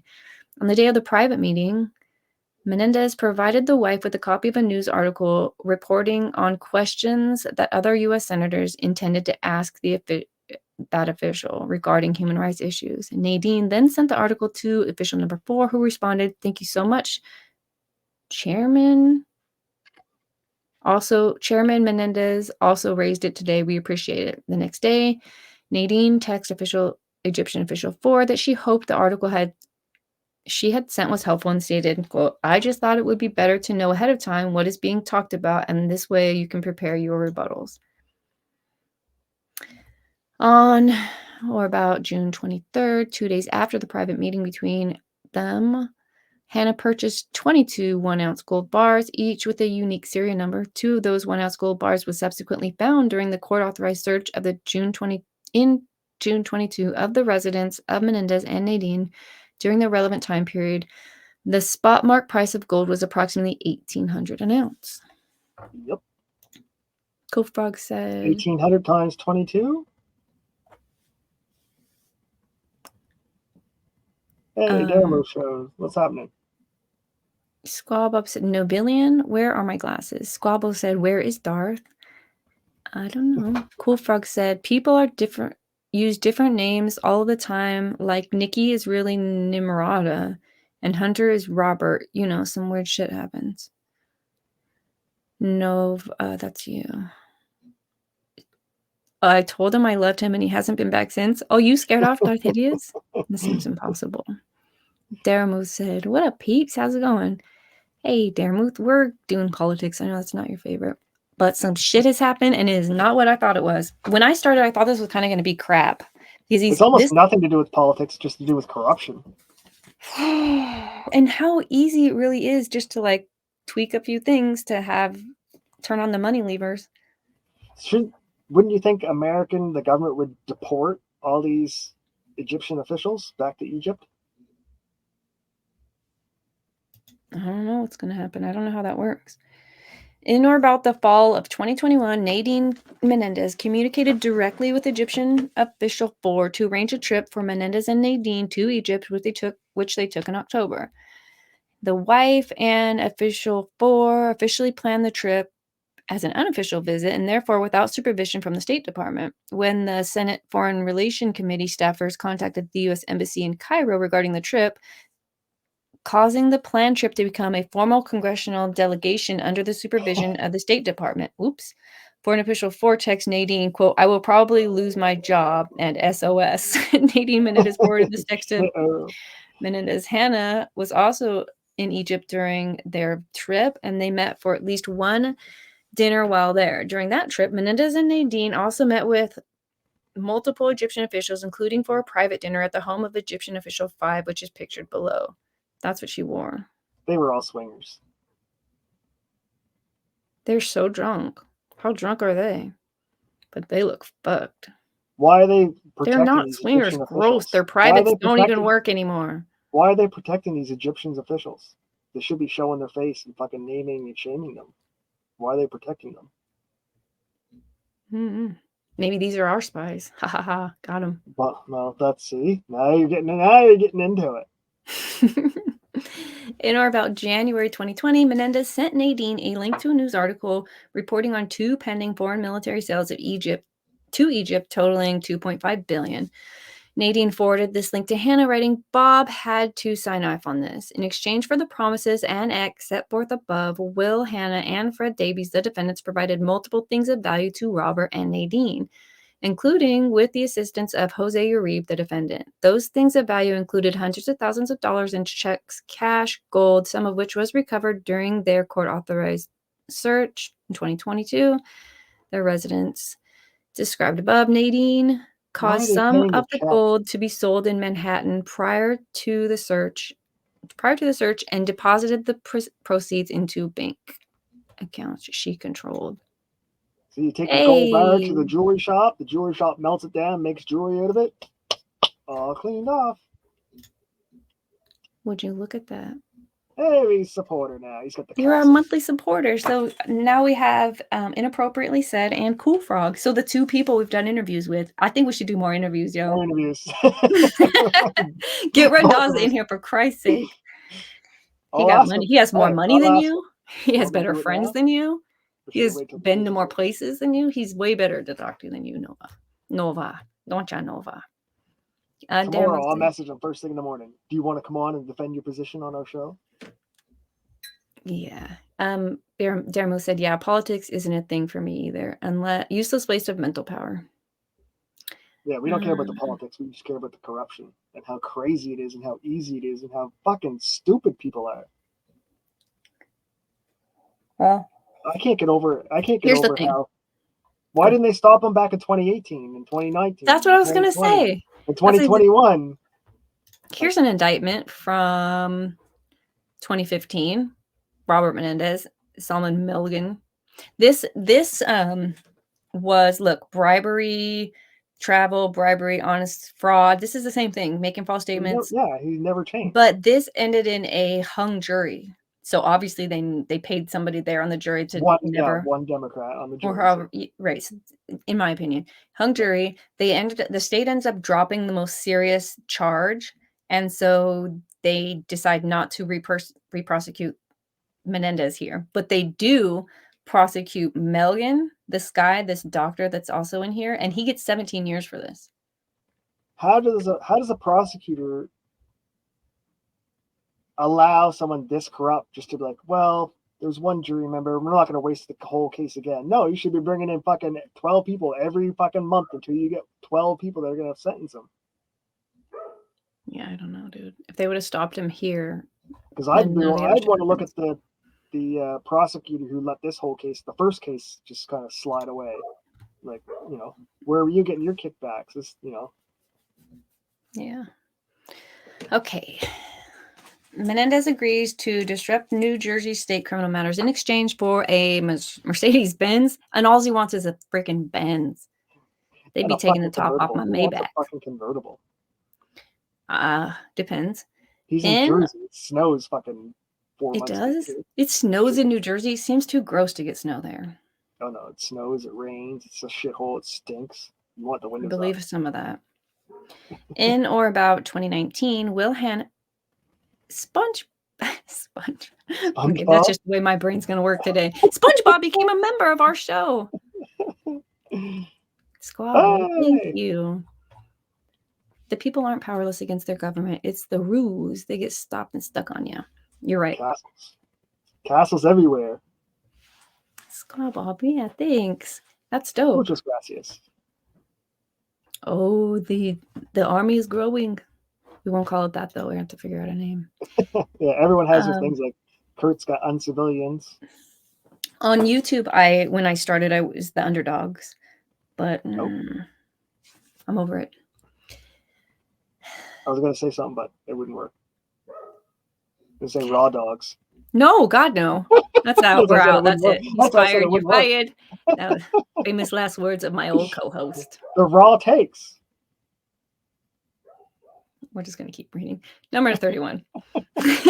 In or about 2019, Will Hannah and Joseph Uribe, the defendants, offered and then helped to buy a Mercedes C300 convertible with more than $60,000 for Nadine and Robert, the senator and wife. In exchange, Menendez agreed and sought to interfere in a New Jersey state criminal prosecution of an associate of Uribe and a state criminal investigation involving an employee of Uribe, whom Uribe referred to as a relative in communication with Nadine. Specifically, Menendez contacted a senior state prosecutor in the office of the Attorney General, New Jersey, who supervised the prosecution of the New Jersey defendant and the investigation involving the New Jersey Investigative Subject Official 1 in an attempt, through advice and pressure, to cause Official 2 to resolve these matters favorably to the New Jersey defendant and the New Jersey investigative subject. Official 2 considered Robert Menendez's actions inappropriate and did not agree to intervene. Good for him. The Diviners? The Divine. Nope. Not that one, Nova. Go Frog. You a member. I'm the queen. I get to decide. Hey, that's what we should do. Diviners aren't those people who look for water? I think there used to be a band called that too, back in the 20s. Oh, well, then that's good. We could use their music. I like that one. Rabbit heads. Rabbit heads? Because we're always going down rabbit holes. Negative. Bunch of rabbit heads. Negative. The first matter that Robert Menendez, the defendant, agreed to attempt to influence concerned the New Jersey defendant. The New Jersey defendant was an associate of Joseph Uribe and was charged with insurance fraud relating to a trucking company, the insurance of which was brokered by a company controlled by Uribe. The New Jersey investigative subject, an employee of Uribe who worked at the insurance company and whom he referred to as a relative, allegedly was involved in submitting the insurance application at issue in the New Jersey defendant's criminal case. Uribe was implicated in the conduct with which the New Jersey defendant was charged, and Uribe raised concerns about the case to Will Hannah, the defendant, among others, in writing in April 8, 2018 about the case. The deal is to kill and stop all investigations. The Divinities. Put it on the list. Something's going to be like, that's it. That's what I mean. It's just going to come out there. Developed? It sounds like eloped. Div eloped? She didn't. That's a lie from the pit of hell. Sorry that... We're not going Destinies. That guy, weird. So this is more. Nadine, the defendant, was involved in a car accident in December and left her without a car on multiple occasions, up to and including January 19, complaining about not having a car. That's why they bought her a car. Where are they spending the money? They don't even have a fucking vehicle? She crashed it.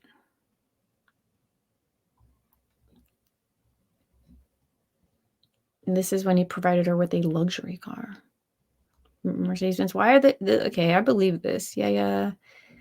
She texted a Benz dealer I that need arrived, said 15K. he would be going to a dealership on April 5th to pick up the car. Later texted, message roughly translated from Spanish as, I did everything on this side. I need 15K cash this afternoon. You're a miracle worker who makes dreams come true. I'll always remember that. Pay up. 15K.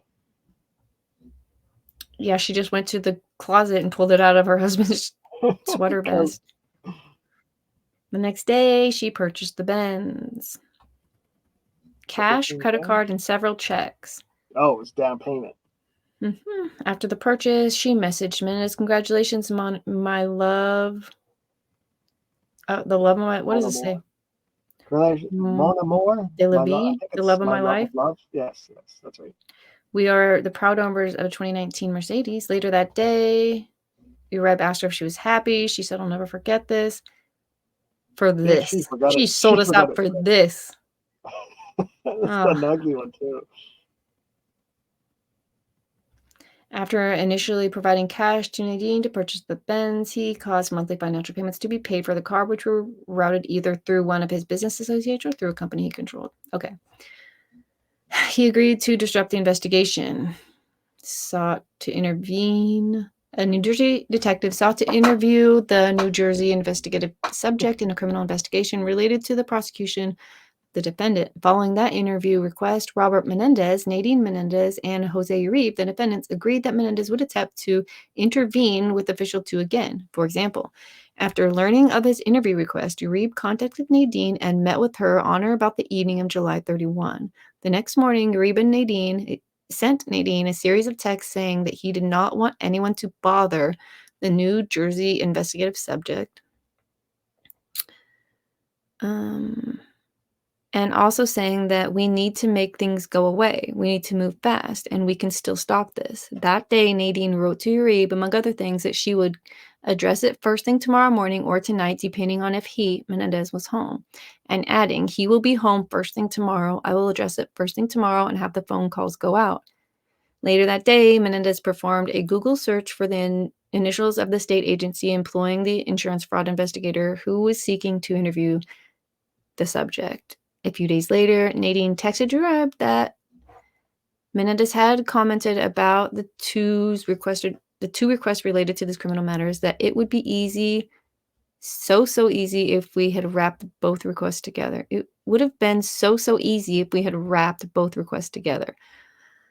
I'm so bored with this. On or about September 3rd. Do you want to watch that link of him trying to defend himself today? Yeah, because this is not going to get better. I don't think. They're just going to keep reading. It's basically the whole court case in Cliff Note form.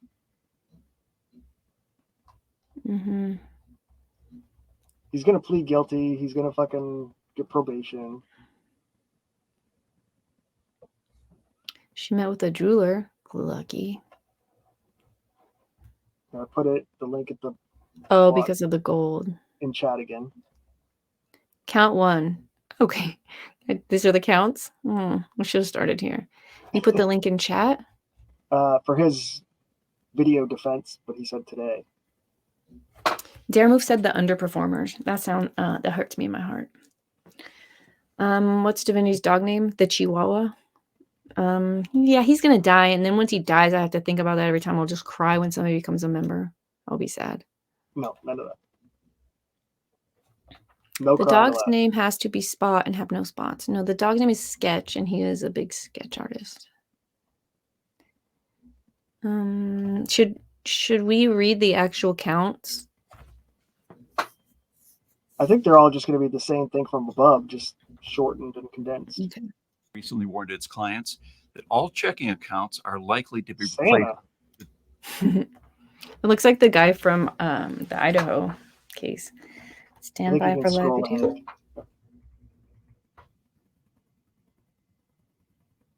What do you think he's going to say? What's his defense? Pause. Is he going to say, I'm not guilty, this is all fabricated, we're going to wait and see, we're going to let the process take its course? What's he going to say? Yeah, I think that. This is patently false, and we're willing to whatever. I don't know. They already turned comments off, so we know he's guilty. That's how you know that the person is guilty when they turn comments off. All right, let's listen. Brought charges against me. I understand how deeply concerning this can be. Do you? However, the allegations leveled against me are just that, allegations. Pretty For fucking anyone who bad. has known me throughout my 50 years of public service, they know I have always fought for what is right. No, you haven't. My advocacy has always been grounded in what I learned Are from those three growing up as a Egyptians son of behind him? Cuban refugees, especially my mom, They're all Egyptians. That'd be hilarious. They look Egyptian to me. Angelina Menendez. Everything I've accomplished, I've worked for, despite the naysayers and everyone who has underestimated me. I recognize this will be the biggest fight yet, but as I have stated throughout this whole process, I firmly believe that when all the facts are presented, not only will I be exonerated, but I still will be the New Jersey's senior senator. For now, I want to address four things. First, a cornerstone of the foundation of American democracy and our justice system is the principle that all people are presumed innocent until proven guilty. Russell Brand. All people. I ask for nothing more and deserve nothing less. The court of public opinion is no substitute for our revered justice system. We cannot set aside the presumption of innocence for political expediency when the harm is irrevocable. To those who have rushed to judgment, you have done so based on a limited set of facts framed by the prosecution to be as salacious as possible. Remember, prosecutors get it wrong sometimes. Sadly, I know that. Instead of waiting for all the facts to be presented, others have rushed to judgment because they see a political opportunity for themselves or those around them. The Republicans aren't even talking about All I humbly ask for in this moment, in my colleagues in Congress, the elected leaders and the advocates of New Jersey that I have worked with for years, as well as each person who calls New Jersey home, is to pause and allow for all the facts to be presented. Second, my long record on Egypt. One fact is indisputable. Throughout my time in Congress, I have remained steadfast on the side of civil society and human rights defenders in Egypt and everywhere else in the world. If you look at my actions related to Egypt during the period described in this indictment, little man in the middle and throughout my whole career, my record is clear and consistent in holding Egypt accountable for its unjust detention of American citizens and others, its human rights abuses, its deepening relationship with Russia, and efforts that have eroded the independence of the nation's judiciary, among a myriad of concerns. In 2017, I led a bipartisan letter to then President Trump, expressing grave concern with the worsening situation for human rights and civil society in Egypt.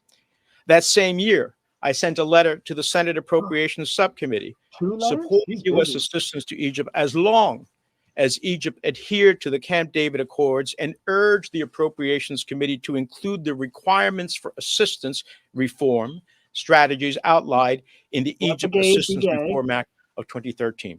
In 2018, I urged Secretary Tillerson to focus more on human rights issues in Egypt and raised concerns that the electoral environment ahead of Egypt's elections at the time was not free, fair, and credible. In 2019, I met with President el-Sisi at the Munich Security Conference and emphasized the level of repression inside of Egypt, risking eroding our security cooperation and raising concerns about Egypt's intent to purchase a Russian missile system. In 2020, I spoke on the Senate floor for International Women's Day and cited the cases of Marinor El-Masri, a human rights lawyer, and Ezra Abdel Fattah, a human rights activist and reporter who were unjustly detained in Egypt for fighting for human rights, democracy, and a free press. I have placed holds on foreign military sales funding to Egypt, and in the presence of other United States senators, I have challenged President Sisi directly on human rights abuses, arbitrary detention, and press freedoms. And the list goes on. Say it again. He said he put holds on aid to Egypt until they cleaned up their human rights, but he was the one fucking telling them to hurry up and give Egypt their money as fast as you can give them their money. Yeah. Maybe he drinks one of those amnesia cocktails. Throughout my 30 years in the House of Representatives and the Senate, I have always worked to hold accountable those countries, including Egypt, for human rights abuses, repression of its citizenry, civil society, and more. Those who now are attempting to malign my actions as it relates to Egypt simply don't know the facts. If you want to break into tech, this is your chance. The crap Master commercial. School has an online data analytics program that can land you a job. Third, for 30 years, I have withdrawn thousands of dollars in cash from my personal savings account, which I have kept for emergencies and because of the history of my family facing confiscation in Cuba. Now, this may seem old-fashioned. Okay, that's interesting. So he's a Cuban communist working for Egypt. Okay. He's saying he wants to keep his money to himself, so it can't be seized by a government that. He's only been working in America for 50 years, but he's scared because the Cuban banks wouldn't let him get his money out when he was 10. I mean, but the money he was taking out, he wasn't paying for his car payment or house payments.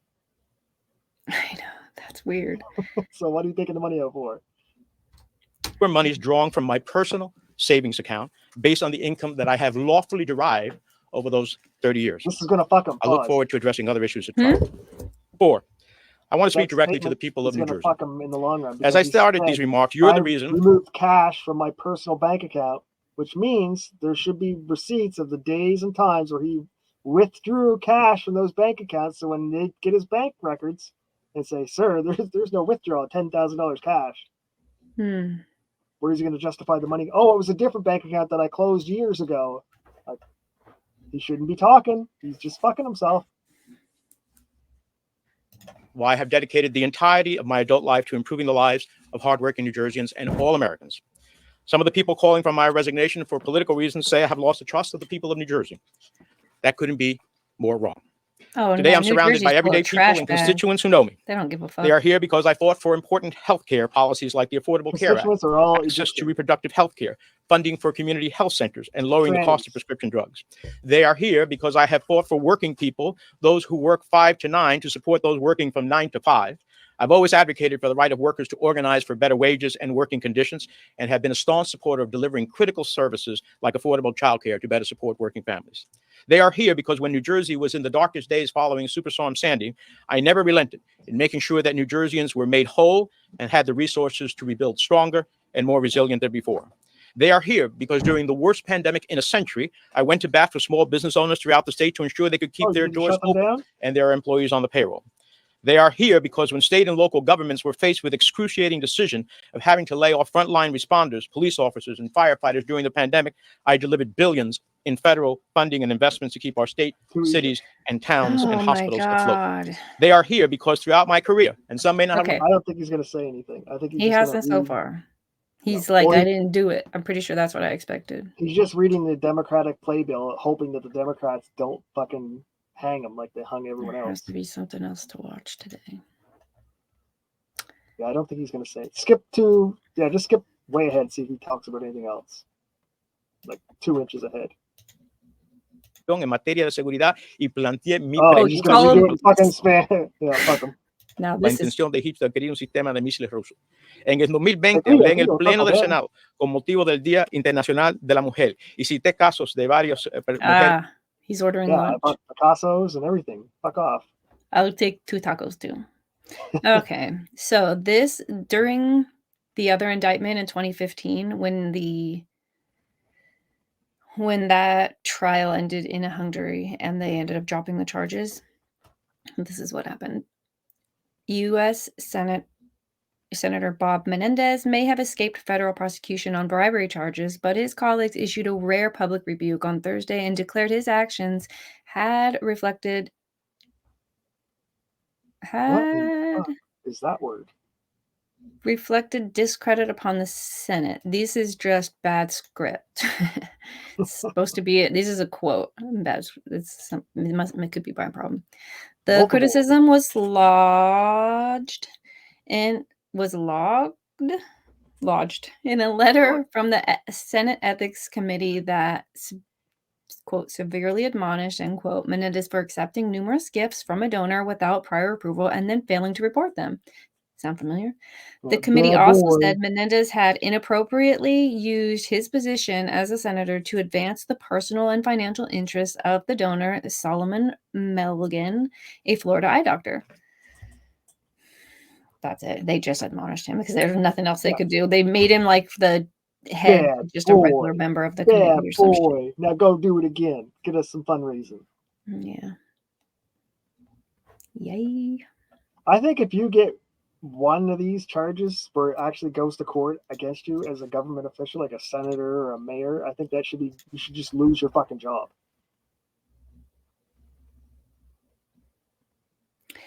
Yeah, cool frog. That was from April 2018. This is after his this is what happened after that trial that ended in a hung jury.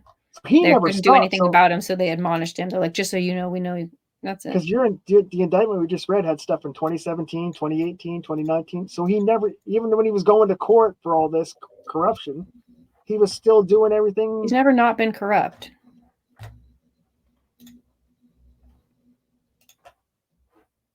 Jesus, what the hell? How do I get out of here? You don't have an ad blocker? Listen, don't you judge me right now. I'm done over this. Oh, you look like a little rat. Look at him. He just needs little fucking whiskers coming off. He looks more ethnic ratty, here than he does as an older man. Ratty. He looks ratty. Look how, no, his hair's more brown there than it is now. Well, 5 years will do a lot to a man.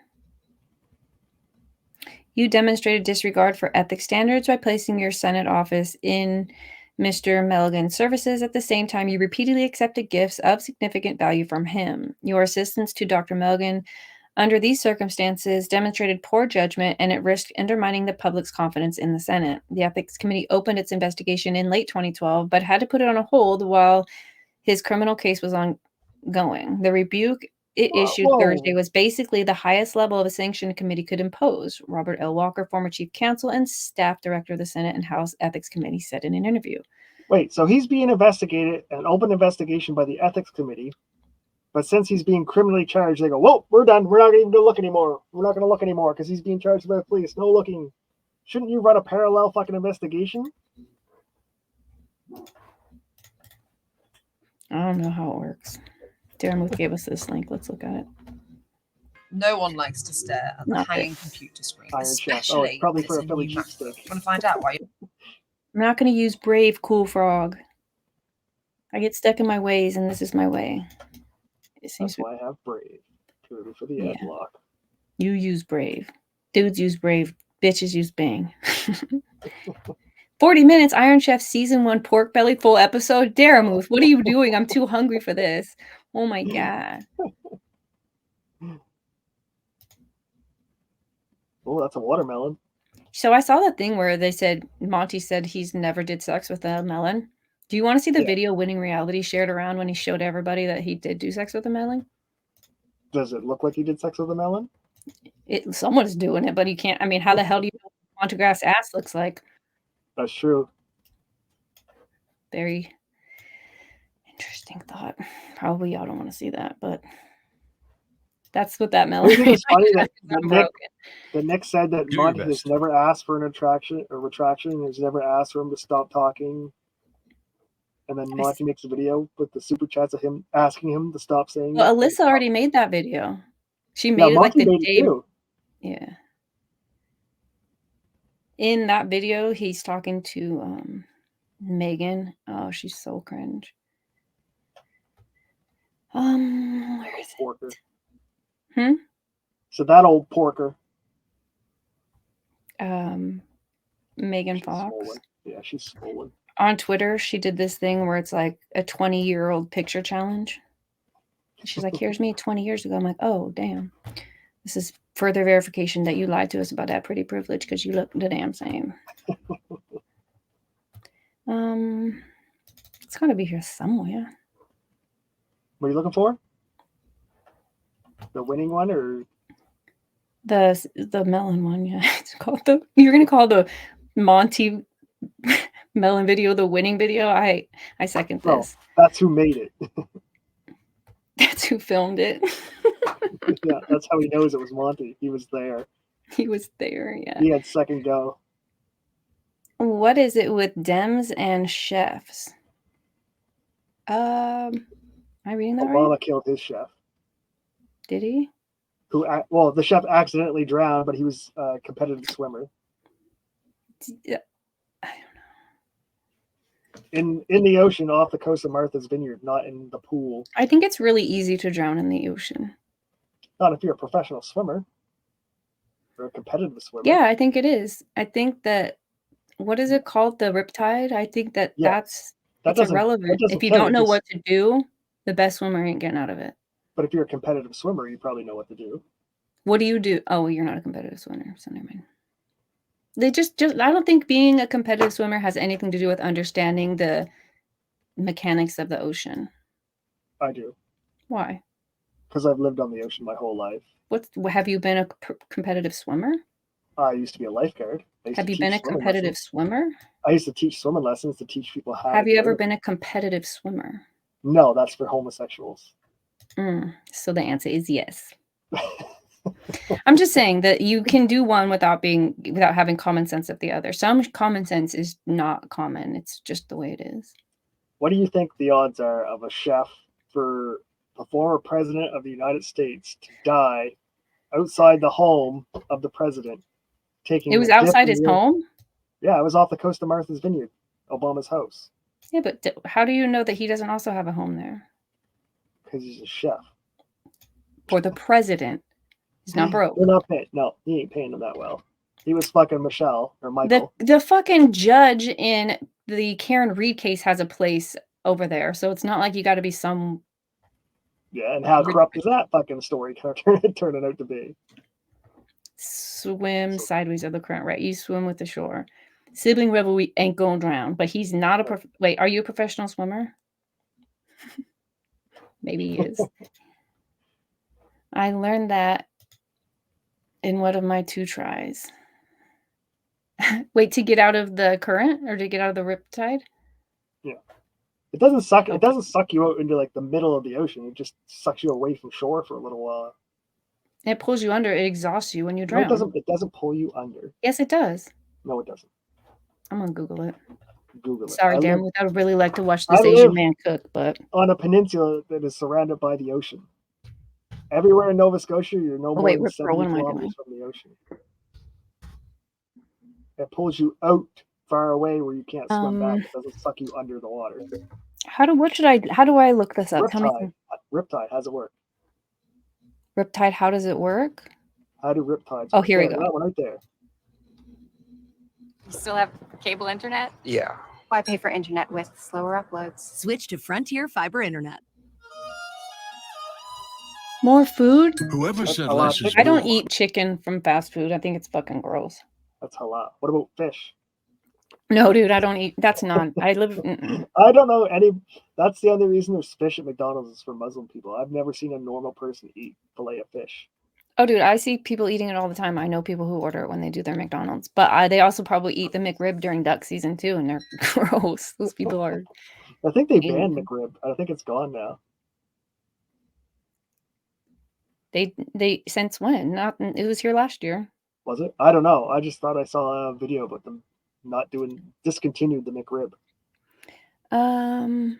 How did Nova weather Ophelia? Did you have a storm? I don't pay attention to the news, so every storm's just windy. Ophelia is a cool name. Oh my Lanta. I'm gonna get a cat and name it that. It's kind of long, but I like it. I don't care. Boycott fast food. No. Yes. Oh. I agree. Okay, let's get rid of this chicken. If you see the water do this, get out fast. So the water comes up if you don't, on the beach and you then might get No, caught in he's a the riptide. mansplainer, not you. What are the warning signs? So how does the And lifeguard go save which somebody in a direction riptide if should it you sucks under swim if you underwater? want? What the fuck does a lifeguard have to do with a professional swimmer? What? No, you said that it would suck you underwater. I do think that's true. He's how's just the showing that the what's the lifeguard can lifeguard? see signs that there's something happening further out in the current. No, the lifeguard was running Yes. out to save the person in the riptide. Maybe because he knows what to do once he gets there. But they're just starting off by saying, what are the signs, right? Yes. Want to survive? This is What If. And here's what would happen if you were caught in a riptide. Every year, beach lifeguards rescue tens of thousands of people. 4 out of 5 times, it's from these rip currents, also called riptides. But you can avoid them. Keep track of suspiciously calm areas between the waves and watch for different colors in different spots. This could indicate that a riptide is churning up sand, sediment, and seaweed. But wait, what are they? Rip currents are strong, narrow channels of fast-moving water flowing directly away from the shore. If you get caught in one, you'll be pulled out into the lake or ocean, further and further from shore. They could form anytime. When waves crash into the shoreline or a sandbar, it could concentrate the current. As the incoming water rushes back out to sea, it could create a powerful rip current. Your sunny day is about to turn into a living nightmare scenario that could kill you.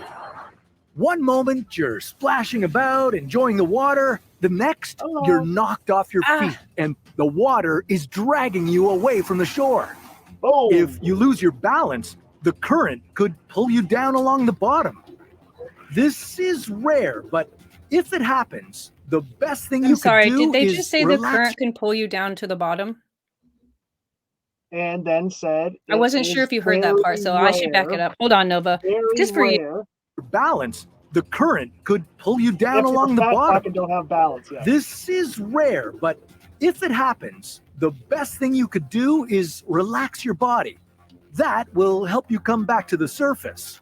Oh, just swim Does up. that happen? Rip currents Or do people not do that? They don't know what to do. move at speeds of Boy, up you to wrong. 0.6 meters per second, but some have traveled at 2.5 meters per second. And unfortunately, you're caught in a quick one. Don't swim in your Within shoes. seconds, you're 12 meters away from the shore, and with each second, the current will pull you further away. Your first instinct would be to begin swimming back to shore, but that would waste your time and energy. Yeah. Even an Olympic swimmer would struggle to swim Wait against a a current minute. this fast. If you aren't Nova, What? even an Olympic swimmer isn't going to do this. Because they're idiots and don't know to swim side to side. They're still a professional swimmer. They don't get sucked underwater and die. They die from exhaustion because they don't realize. they Listen, can swim we were left both or right. First of all, I said that No. that's part of it being sucked under, but that you get pulled further Very out and you rare. get exhausted. Very Someone play back rare. the tape for this Canadian. Very rare. Let's listen. strong swimmer and you keep fighting the current, you'll feel exhausted and risk Right. Just drowning. get tired. And it'll be hard to breathe. So was your question, how could a chef die in a rip current? He's a professional swimmer. He's not going to get tired. Yeah, they He's just not- told you Olympic swimmers couldn't do it either. No. People who know how to swim don't drown because you Yeah. don't get. Do you know a dead body floats? He's Do you know that a dead body floats? okay. Irrelevant. What the fuck does that have to do? No. I'm trying to say it. All you have to do if you get tired is float on your back and relax until you regain your energy again. Pretty easy.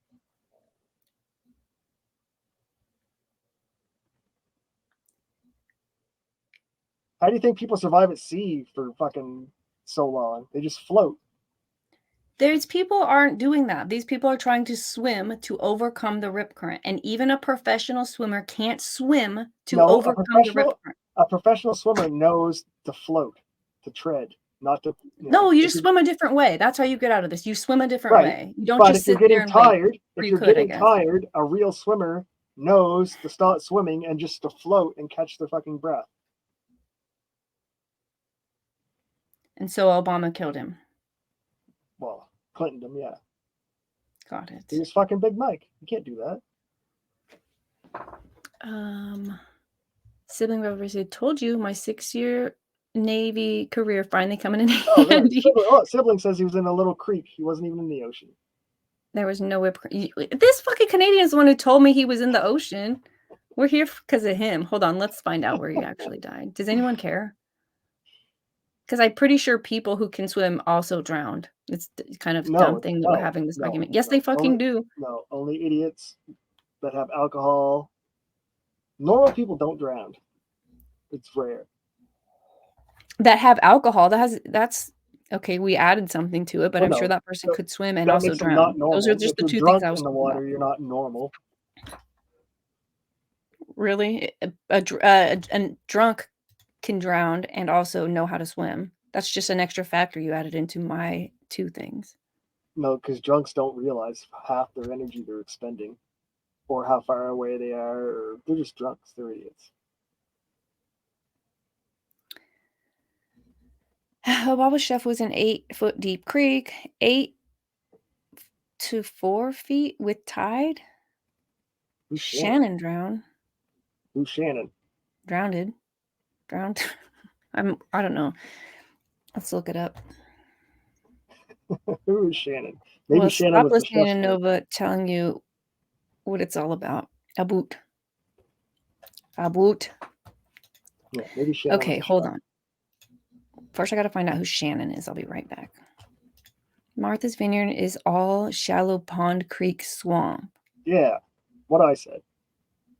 You said ocean, though, so that's why I assumed. I'm looking it up. Obama chef dead. Let's see what they say. Which one do we trust? New York Post, CNN. Paddleboarding accident. No. Conspiracy theory falsely links Obama to personal chef's paddleboarding death. On July 29, Instagram post shows a photo of former President Barack Obama on the golf course alongside a close-up of his face and what appeared to be bandaged fingers. This is the very first picture taken of Barack Obama just days after his personal chef mysteriously died in 3 feet of water at Obama's home in Martha's Vineyard. Okay. Oopsie. Golfing, no care in the world, black eye, cuts on his hand as if he got into a fight. Very odd. Where's the photo? Load, you son of a bitch. There's only one person cornholing Big Mike, and that's Barack. Commenters took this to mean Obama was involved in the death. One commenter wrote, "Sounds like a suspect to me. Where's the FBI? Barack belongs in jail. How does a grown man die in 3 feet of water and nobody questions it? On top of that, the dude's employer has cuts all on his hands and a black eye." Yeah, show us that. Maybe they'll show it in this video. I could see the bruises and stuff, possibly post-death, like him like banging against the ground or something. But 3 feet of water. Yeah, there he is. This is the chef? Yeah. Hey. There's something. Let's try to read it short. Philip, part of our family. When we first met him, he was a talented sous chef at the White House, creative and passionate about food and its ability to bring people together. Tafari. In the years that followed, we got to know him as a warm, fun, extraordinarily kind person who made all of our lives a little brighter. Well, here's a connection for you. Michelle Obama, one of the Obama girls, used to wear a pair of sneakers from a guy I went to high school with who made them. One of the Obama kids wore some dude's old shoes? No, he made the shoes. So he was like a designer or some shit. It was all over the news here because everyone was like, "Oh, the president's kids are wearing a local Nova Scotia person's fucking apparel." Oh. Crow, I think was his last name, Crow. Shannon was one of the Beach Boys' dogs. Shannon is gone. I've heard she drifted out to sea. Oh, that's sad. I think the musical notes means it's like lyrics from a song. Yeah, I should have known. I haven't squabobbed enough. I forget that he does that. I'm looking up Martha's Vineyard. Do they say in Obama's backyard, referring to the whole vineyard as like I that's think just he was working and just went to go take a swim or something at his time, like his lunch break or something. I don't know. and just got hit with this paddleboard.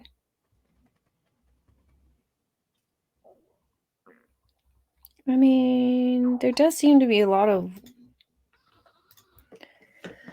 What do you? Is it green because you're saying this is swampy? You know, is the ocean? No, I think that's just the depth of the water. Dark blue, I think, is deep, and green, I think, is shallow. Oh, okay. I think. I believe it.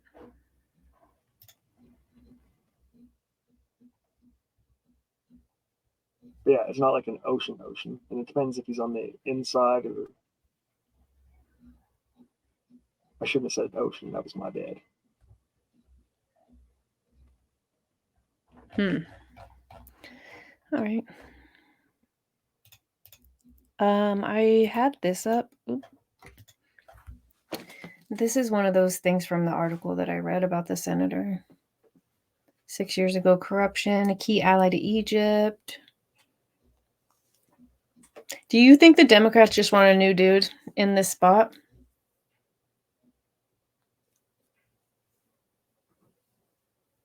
Are you there? Am I not here? Yeah, I'm back. Weird. Nope. I just Starlinked out for a minute. Do you think that the Democrats just want a new guy in Menendez's spot? No, I think they want a distraction from the Hunter Biden, Joe Biden stuff. Because I think this is so sensational that it'll draw immediate attention. And if they're looking at this and focusing on this, they're not looking at Joe and Hunter. So like what Chat said earlier, basically, like this is their way of saying it's not, of course we prosecute our own. We're not trying to hide anything. Look what we did to Menendez, finally. Right. Yes. Chat's right. Chat was correct again. Squabble said Gen X, Y, Zers are musically deprived. I know the music. I just have to hit the tune. I mean, I don't know if I know any Beach Boys songs, so if that's deprived, I'd rather have Snow the Product anyway. Did you hear the new Tom McDonald song? Which one? With Adam, it's called War something. Race War? Huh? But Race War? Race War, maybe, yeah. I didn't see that one. I saw I think the black or white one. Yeah, Race War is the newest one that came out. Oh. I couldn't get through Calhoun's part, but you'll probably like it. You want me to put it? You want me to play it? Yeah, let's hit it up. Be a fresh take. I haven't heard it. I kind of gotta pee. Okay, let's see. Hit play and go pee. Then I can say how great it is and how great it is. No. I gotta be here to trash Adam Calhoun's fucking lame ass so words. good. Oh, his bars are so good.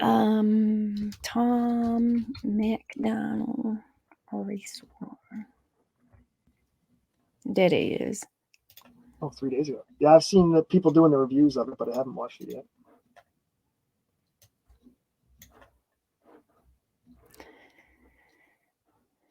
Wait, what are they talking about? I should have muted it. Custom songs. When we were apart, I still felt your love with me.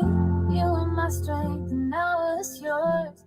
Till we reunited, safe and secure. It's one of those sappy songs. Right beside me. Oh, sweet. She's gonna swing. Do you think this is, or sing? Do you think this is all real? This seems real. Yeah. Oh. Okay. I don't know if we're ready for this. He's gonna start up 1 second. I thought that was Menendez's wife right in the very first second. Did you see that? No, you didn't. Menendez's wife was hot. The first second. In this video? Back. Yeah, half a second. There. See? I thought that was her for a second. The pants. This thing? I just saw the pants and I thought Menendez's these pants wife. are so now, wonderful. From now on, when I see fucked up jeans, I'm just going to think that wife. No. Anytime you see a fucked up outfit, you need to think of Dr. Jill Biden. I thought that. Okay, anyways. Let's listen. It's okay to be racist, as long as you hate non-Caucasians. Teaching white kids that their shape's the same as school shooters and rapists. Maybe I'm tripping because the white children have been getting taught that they got white privilege by the white guys in the high heels who identify as white women. I'm not proud to be white, but I'm fine with it because I'm not allowed to have pride in it. Because the colonizers and the white bigots made white history my business. I ain't never gonna give a damn if you like me. I ain't go tripping and stereotype me. I'm a white boy and a white boy like me knows that all lives matter. Fight me. When I was younger, they taught me to never see color, to treat every man as if he was my brother. But now that we're grown up, we hate one another for all of the ways that we struggle and suffer. They coming for better, we running for cover. The government wants us divided and dumber. I love Tom, but I don't like the bars. You love. I love Tom, but I don't like this song already. Yeah, it's kind of trash. I heard 3 words. You want me to? I like that he's rapping this fast. I can appreciate that, but I like when he raps fast, but I like to understand him too. But I can't make out what he's saying here. Rapists. Maybe I'm tripping because the white children have been getting taught that they got white privilege by the white guys in the high heels who identify as the white women. I'm not proud to be white, but I'm fine with it because I'm not allowed to have pride in it. Because the colonizers and the white bigots made white history my business. I ain't never gonna give a damn if you like me. I won't trip when they stereotype me. I'm a white boy and a white boy like me knows that all lives matter. Fight me. When I was younger, they taught me to never see color, to treat every man as if he was my brother. But now that we're grown up, we hate one another for all of the ways that we struggle and suffer. They coming for better. We want to recover. The government wants us to This is on 1.2 speed, is it? oh my god, did I keep it that fast? I'm a faggot. I don't know. I'm just hoping. I think you might be right. Yeah. Oh, that was way too fast. Okay, let's try again. I thought you had to pee. I do, but I want to hear the song. As long as you hating on the Caucasians, teaching white kids that their shades the same as school shooters and rapists. Maybe I'm tripping because the white children have been getting taught that they got white privilege by the white guys in the high heels who identify as the white women. I'm not proud to be white, but I'm fine with it because I'm not allowed to have pride in it. Because the colonizers and the white bigots made white history my business. I ain't never gonna give a damn if you like me. I ain't gonna trip when they stereotype me. I'm a white boy and a white boy like me knows that all lives matter. Fight me. When I was younger, they taught me to never see color, to treat every man as if he was my brother. But now that we're grown up, we hate one another for all of the ways that we struggle and suffer. They coming for better. We running for cover. The government wants us divided and dumber, addicted and drunk in the gutter, so we never wake up and never recover. I don't like call me culture vulture because I rap good. I don't pop jams and smoke backwoods, but they call me a wigger and label me Hitler and hate like I'm wearing a Klan hood. It ain't left or right or black or white, it's good and evil. Elite folks ain't normal people. United we stand and divided we fall. America, we gotta get real. You were segregated, that was not fair. You were enslaved, they did not care. But you were never on a plantation, and my generation was not there. That's trauma in your DNA, causing what we see today. I pray to God you staying strong. Don't want to see no man in pain. You white folks, I'm embarrassed. Some of y'all are such Karens. That prejudice you inherited was racism from your parents. Get that poison out your veins. Whites and blacks are all the same. They want us in our graves. Just let me try to explain. I swear they want us in a race war, dying every day for whose lives matter more. You hate it, and we haven't even got to Adam. Yeah. Do you like the chorus? It feels like SoundCloud rap. I won't be dying in the race war. Our government is paid for, 'cause our lives matter more. If you born black, you lose. Might as well go get that. You gon' die before you 25, get shot over your shoes. You gon' get killed by police even when you follow the rules. If you listen to the news, you gon' believe all this is true. I ain't feel no white guilt. They'll ride for me when I'm killed. I guess white life don't matter, sad, but that's the way that I feel. I feel like they feel like I don't know what they all call me. Cis white male, bigot racist, he's a Nazi. That's not me. I'm not one of these white liberal commies who think black America needs allies in their army. Your neighborhood's all gay and claim you pro-black, but you faking. Guys are dying on the pavement. All your hashtags won't save them. I like Adam's verse better. People begging for their life still. I know white people who can't afford to pay their light bill, who might feel like they the ones who losing their life, when the worst thing you could be is not ashamed to be white. White privilege is a system they position for division. If you black, you go to prison. If you white, your life is different. Take some money, race religion, sprinkle in some ammunition, and make everyone believe that the other team is the villain. I ain't pro-black, I ain't pro-white, I'm pro-American. Every color turns up bones one day when you bury them. Whites and blacks are all the same. They want us in our graves. Just let me try to explain. I swear they want us. How are you gonna end your verse? Like, let me try to explain. Dying every day for Definitely one of the worst songs I've heard by Tom. What was that? I think it's one of the worst songs I've heard by Tom. He's been going at this white black thing like the last 3 or 4 videos now, and it's playing Videos? I thought you were gonna say years. Years. Well, no, usually it's like 1 per album, but this one's like 4 so far that I've seen. This being the 4th. The beat's weak. The bars aren't good. The beat's fucking horrible. I would not want to drive around with this pumping. You know what I mean? Know what I mean? But American flags like fucking rock that shit all day.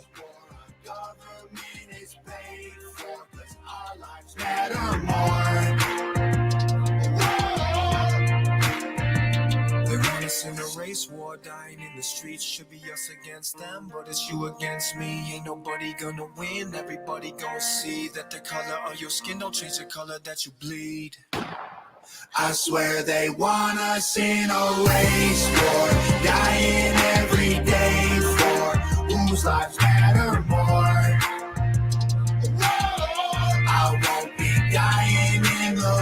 this war our government is paid for, 'cause our lives matter more. My least favorite thing Tom McDonald does is that throat slitting Throat thing. slit?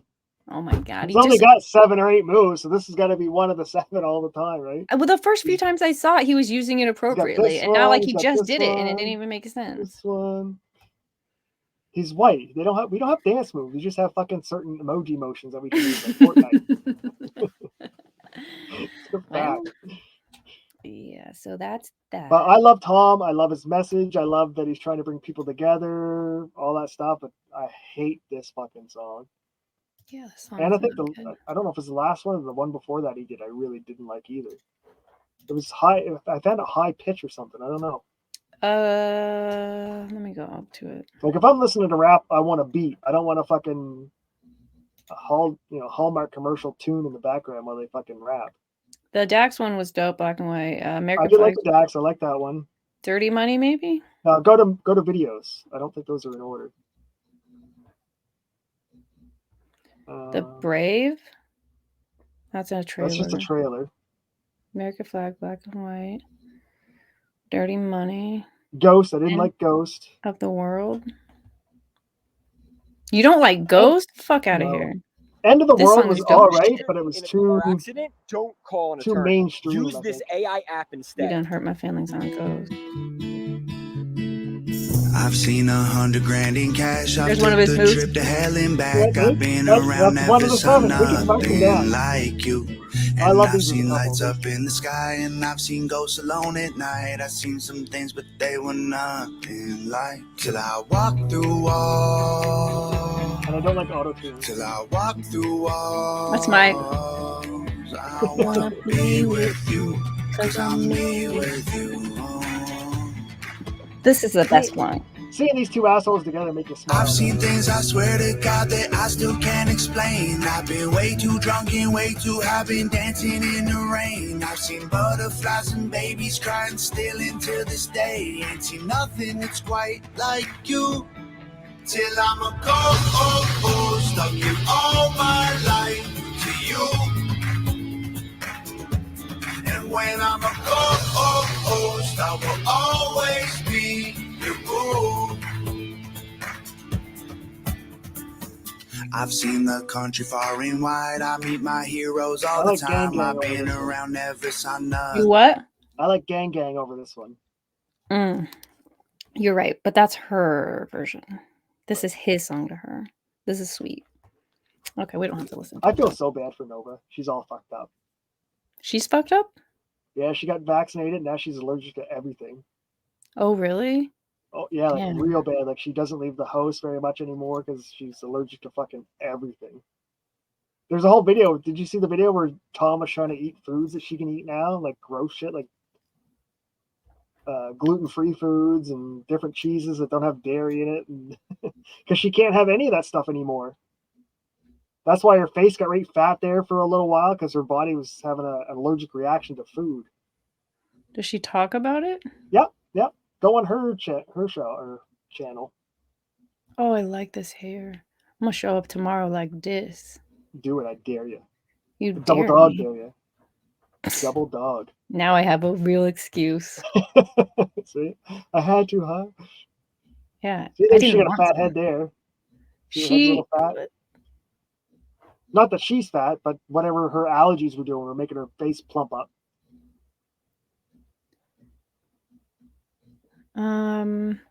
I don't know, but on It was Wednesday, around I'm their about to. birthday stream because she remember Tom did a Minecraft theme for her birthday. Did you see that? No. You didn't see that? He did their whole house. Go to her channel and find her like her YouTube channel. He like kicked her out of the house and he made the entire house Minecraft. So their cake was Minecraft, all the things in the house were Minecraft. It was pretty cool. There's some Minecraft shit here. Okay. Are you on her Instagram? Oh no, I'm just on her Insta. Listen, this is where it led me. What? Well. See there, she's making fun of her own fat head. Oh. Thomas is bullying me. I think he's making fun of her fat head. That's funny. They did the scratch test but I put all those things on your back and scratch you with everything to see what you break out in. And she like broke out with everything. Yeah. I mean, that happens to people. That's been happening to people long before there was a vax. This is not okay. Thankfully, face tattoos fade, right? These probably aren't even real. No, those are Tom's on her face. Oh, thank God. I think you're fucking weird. Oh, this is love. She commented. Okay, I could get stuck here forever. Yeah. Let me tell you, I on Wednesday, subscribed to her channel when she was live. She's like, "Hey, Nova just subscribed to me." And then she stops, like, "How is that possible?" Because I had the name Nova before she did. So I don't know if it was her or somebody else because I had to change my YouTube name to Nova Dexter or Dexter Nova, whatever it is, because somebody bullied me out of my own fucking name. Oh, it was a girl too. That's hilarious. I think it was probably the Nova Nature Channel, whatever the fuck it is. Call log reveals ex-POTUS may have made phone calls during drowning.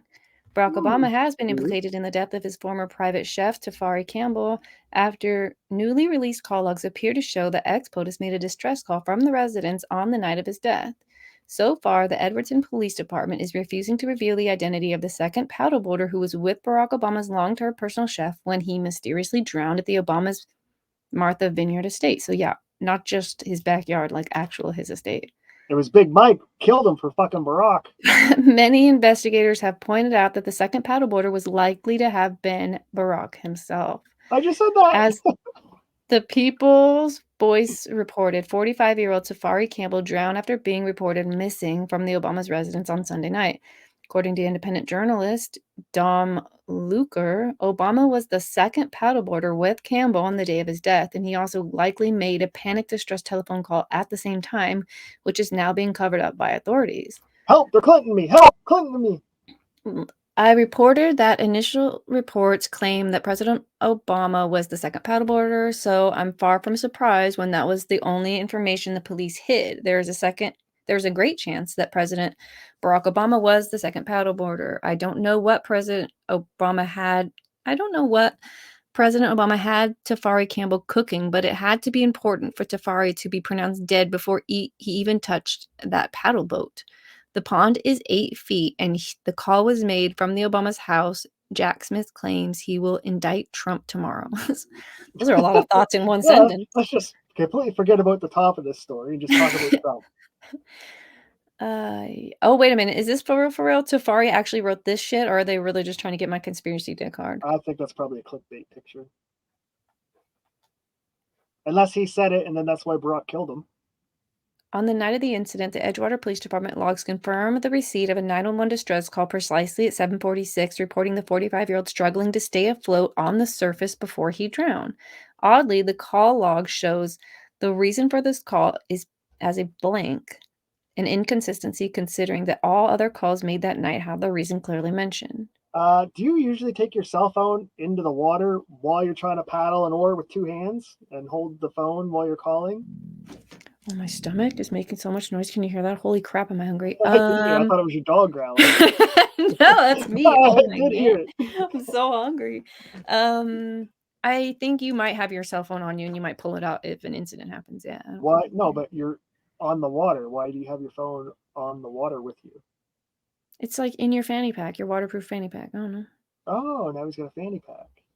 Yeah, obviously. Everyone. You don't paddleboard without your fanny pack. Everybody knows. And if he did call 911, where's the 911 audio tape of the recorded phone call? Her going, "Help! Barack's beat me to death! Help!"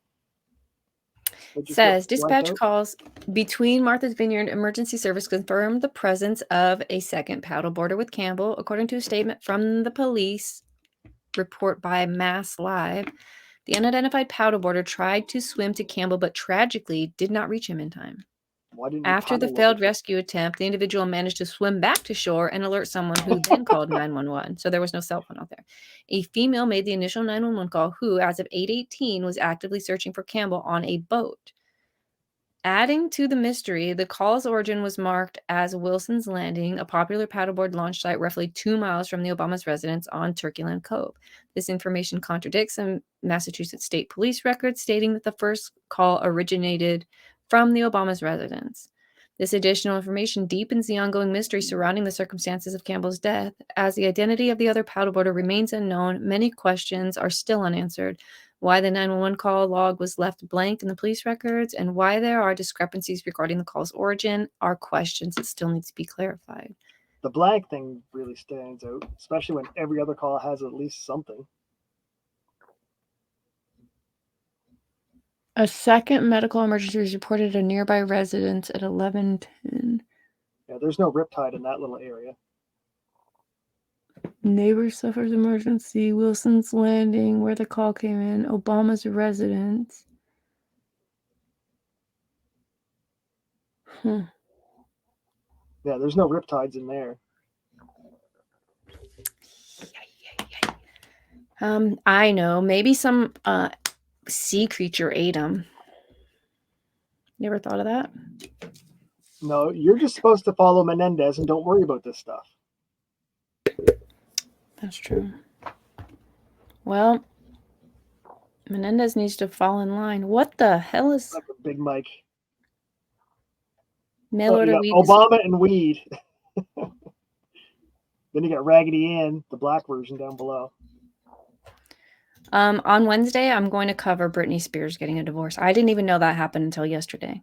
Did you know? No, but there's a girl I follow. That's Star Witness or that Surprise Witness. She's a blonde from, I think, Alabama or Georgia, so I like her accent. But she's an ex-lawyer, and she's deep into the Britney stuff, tracing the money to find out where her $200 million went and all that stuff. She's right on top of that. I'm just saying it happened in a side creek and there was no riptide. Yeah, you're right. I see. Right, correct.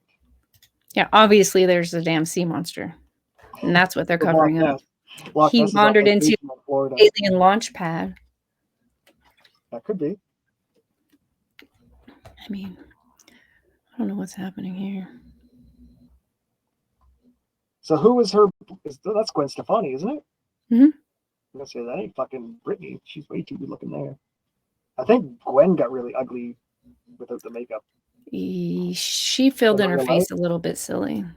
Yeah, I don't think she looks like that in real life. She looks like Ariana Grande. They're fucking all airbrushed out. Yeah. So who was Britney married to? The last I knew of Britney, that she got divorced from her backup dancer. Oh my God, are you serious? That's the last marriage? That's how far back I go. That's how far. So you know that she was in a conservatorship like yes. Michael Orr and got out of it. That's like the last big Britney news. That I knew about the conservators and I knew it was going to court, but I didn't know she got released. So is she now in control of her own money in her own life, or no? I believe so. I'm pretty sure that all went in her favor, and she was she's able. Free and clear to be Britney. Mm-hmm. And so she married her longtime boyfriend, Sam Spears. How I think. Long ago? 14 months. Oh, so like a real new one. Yeah. So he's like spearheading. Yeah, we really need to get you out of the conservatorship. Oh, you out? Okay, we really ought to get married now. Okay, yeah, I don't like you no more. Oh, yeah. 14 now months. That you have access to my money? Now he needs, they have a prenup, but now he wants spousal support because he can't afford his rent. Well, of course. Mother of Jesus. I think that's her dad's going, oh, I shouldn't have been in the conservatorship, huh, guys? What do you think about that? Regardless of male or female, the spousal support. So if, say, you and I were married and our income was under 100 grand a year combined, spousal support would be what? 20 grand a year for you if I had to pay it? If one of us didn't work or something? I'm just making up figures of it. But if my income was $10 million a year, shouldn't your spousal support still be the same? I don't think it should be increased based on your it's the lifestyle that you were used to, right? So if you're used to $1 million lifestyle, then you should. That's what they want to sustain for you, or something. Do you think that's right? I don't agree with that number. I don't think you should get the luxury lifestyle. I think you should get to live okay. Well, I mean, it's all relative. So there's either a scale that works or it doesn't. I don't know that spousal support should be a thing. Like 10 grand a month, it should be your cap. That should be the cap. Is that a lot? You think that's a lot or a little? That's a lot. Right. I think that's a lot. I think that should be the cap, 10 grand a month.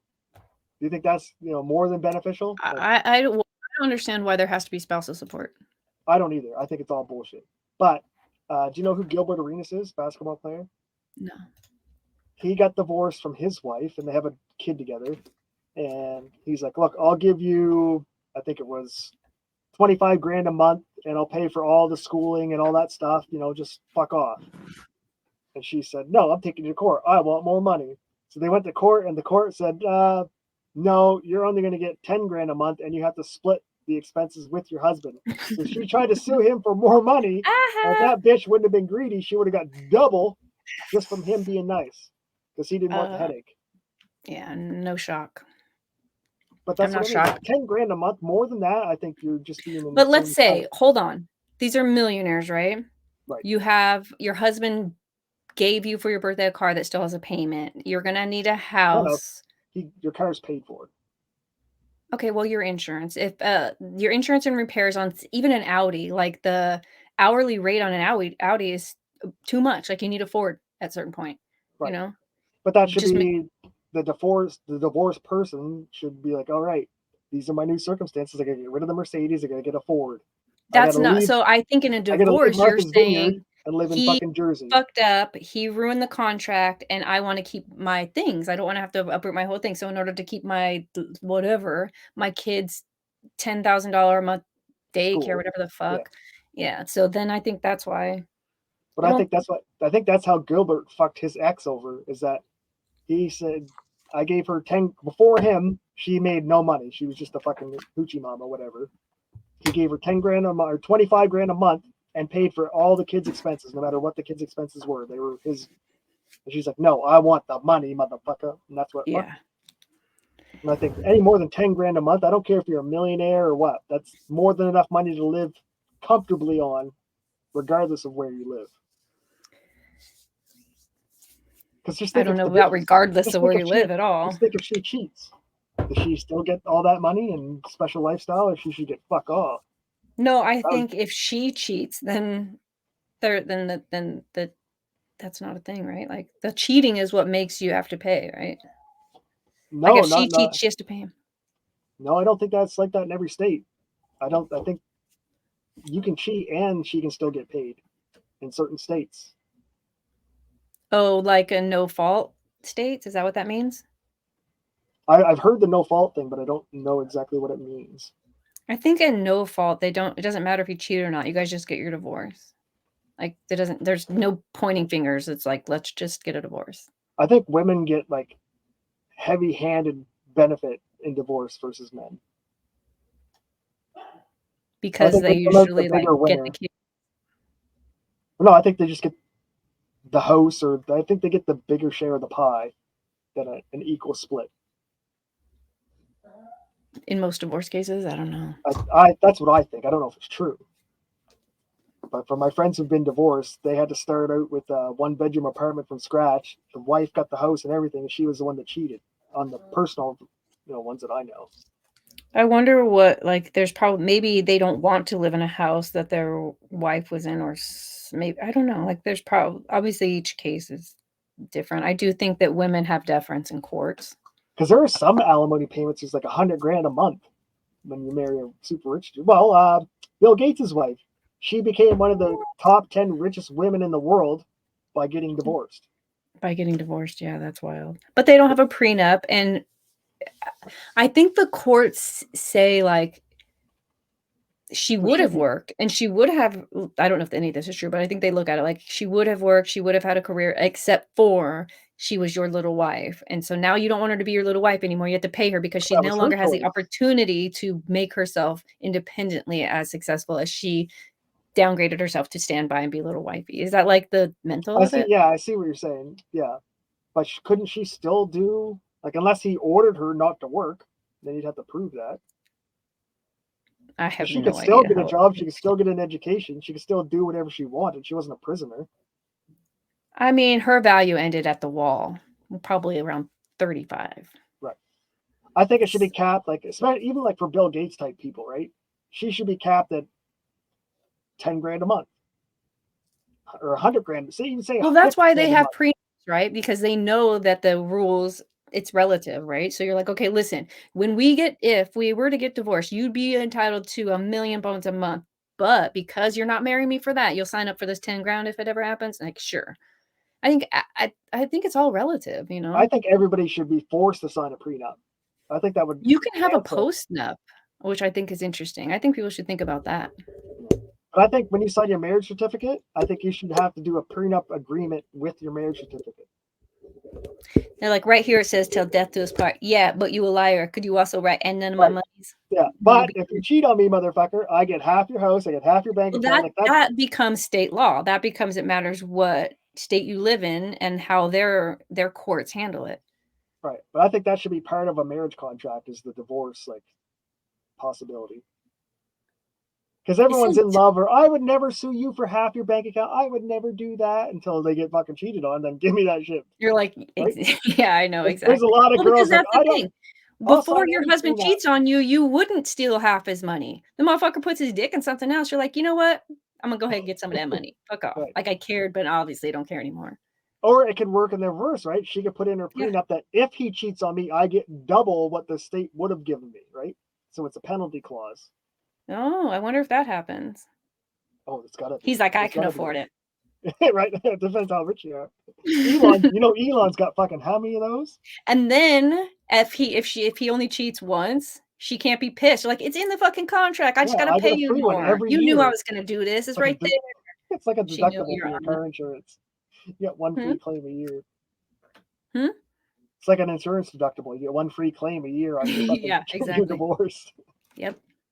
And then that's it. Yeah. All right. Are we done here, Nova? Oh my gosh, we've been going for 3 hours. Oh wow. I only have 1 more hour of recording and stream time before they say that I can't do that anymore for, I don't know, 2 weeks. Yeah, because I don't pay for StreamYard anymore. I paid for it the first year I had it.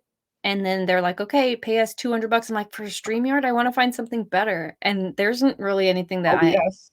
Have you tried OBS? But my system won't necessarily run it. That is better. You are right. And it's free.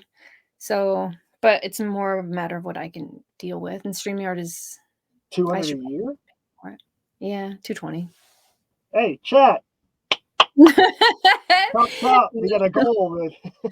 I'll do it. I will do it, but maybe I'll chip in. Maybe we'll do. No, don't. No, after I get the mic. The mic's my first. My wife's hubby got the house and the cats.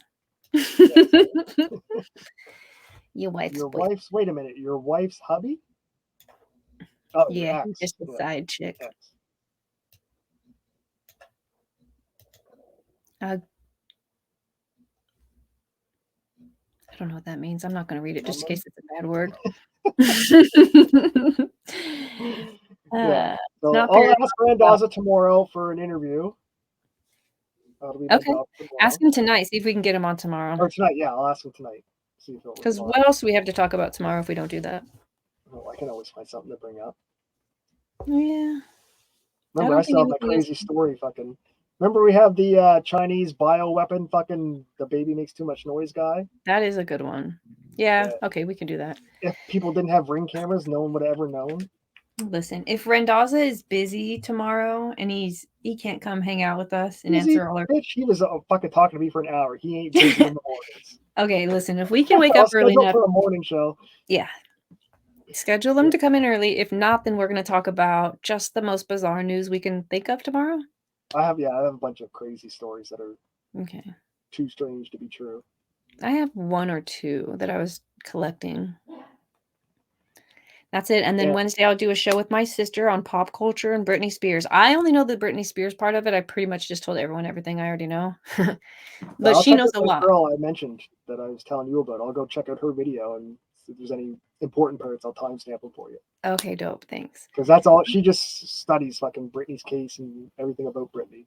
It's so just hard. It's concerning because you watch her doing the thing, what she does every day. She stands in front of her She never really had a chance of life being a Disney kid either. Not all of them are like that, but you might be right. She had a misfire. So it'll be a Tuesday. Yeah, Tuesday. Hopefully we can. I mean, yeah, that's it. That's all I can think of. Hopefully we have something. Huh? I'll make sure it's entertaining. Are you messaging Randazzo right now? No, I was finding that Surprise Witness. Oh. That Surprise Witness TV is her channel is called. I don't know if you like her or not. I think you might have shared her with me one time before, because you said that about another chick. You're like, I don't think you'll like her. She was talked about. She blew up the Ozempic fucking giving girls cancer and making them suicide themselves. Oh. Damn. She does good stuff. Okay. We did decide behind the scenes that Brian Kohlberger in the Idaho 4 is probably innocent, and there's a cold-blooded murder on the loose in Idaho. Well, we can do a little of that tomorrow, because there are financial ramifications for not arresting somebody. Ramifications? Ramifications, yeah. Okay, so yeah, we will do that tomorrow. We will find something. Don't you worry. It'll be something. Are your glasses yellow? The lenses? Yeah. Oh, okay. Just checking. I didn't know if it was the background reflecting and making them yellow or not. So it's sunny everywhere you go. It's my future. It's so bright, I gotta block it out. No, I have shooting glasses that are yellow. It make everything way brighter. Oh, really? Do you hear my stomach? I need to eat, and my dog needs to get put out. Go do So thanks for hanging out with the chat. We'll see you tomorrow morning at 9 o'clock, same bat time, same bat channel, and Wednesday this week also. Cool. Thanks for hanging out with us. Peace. Adios.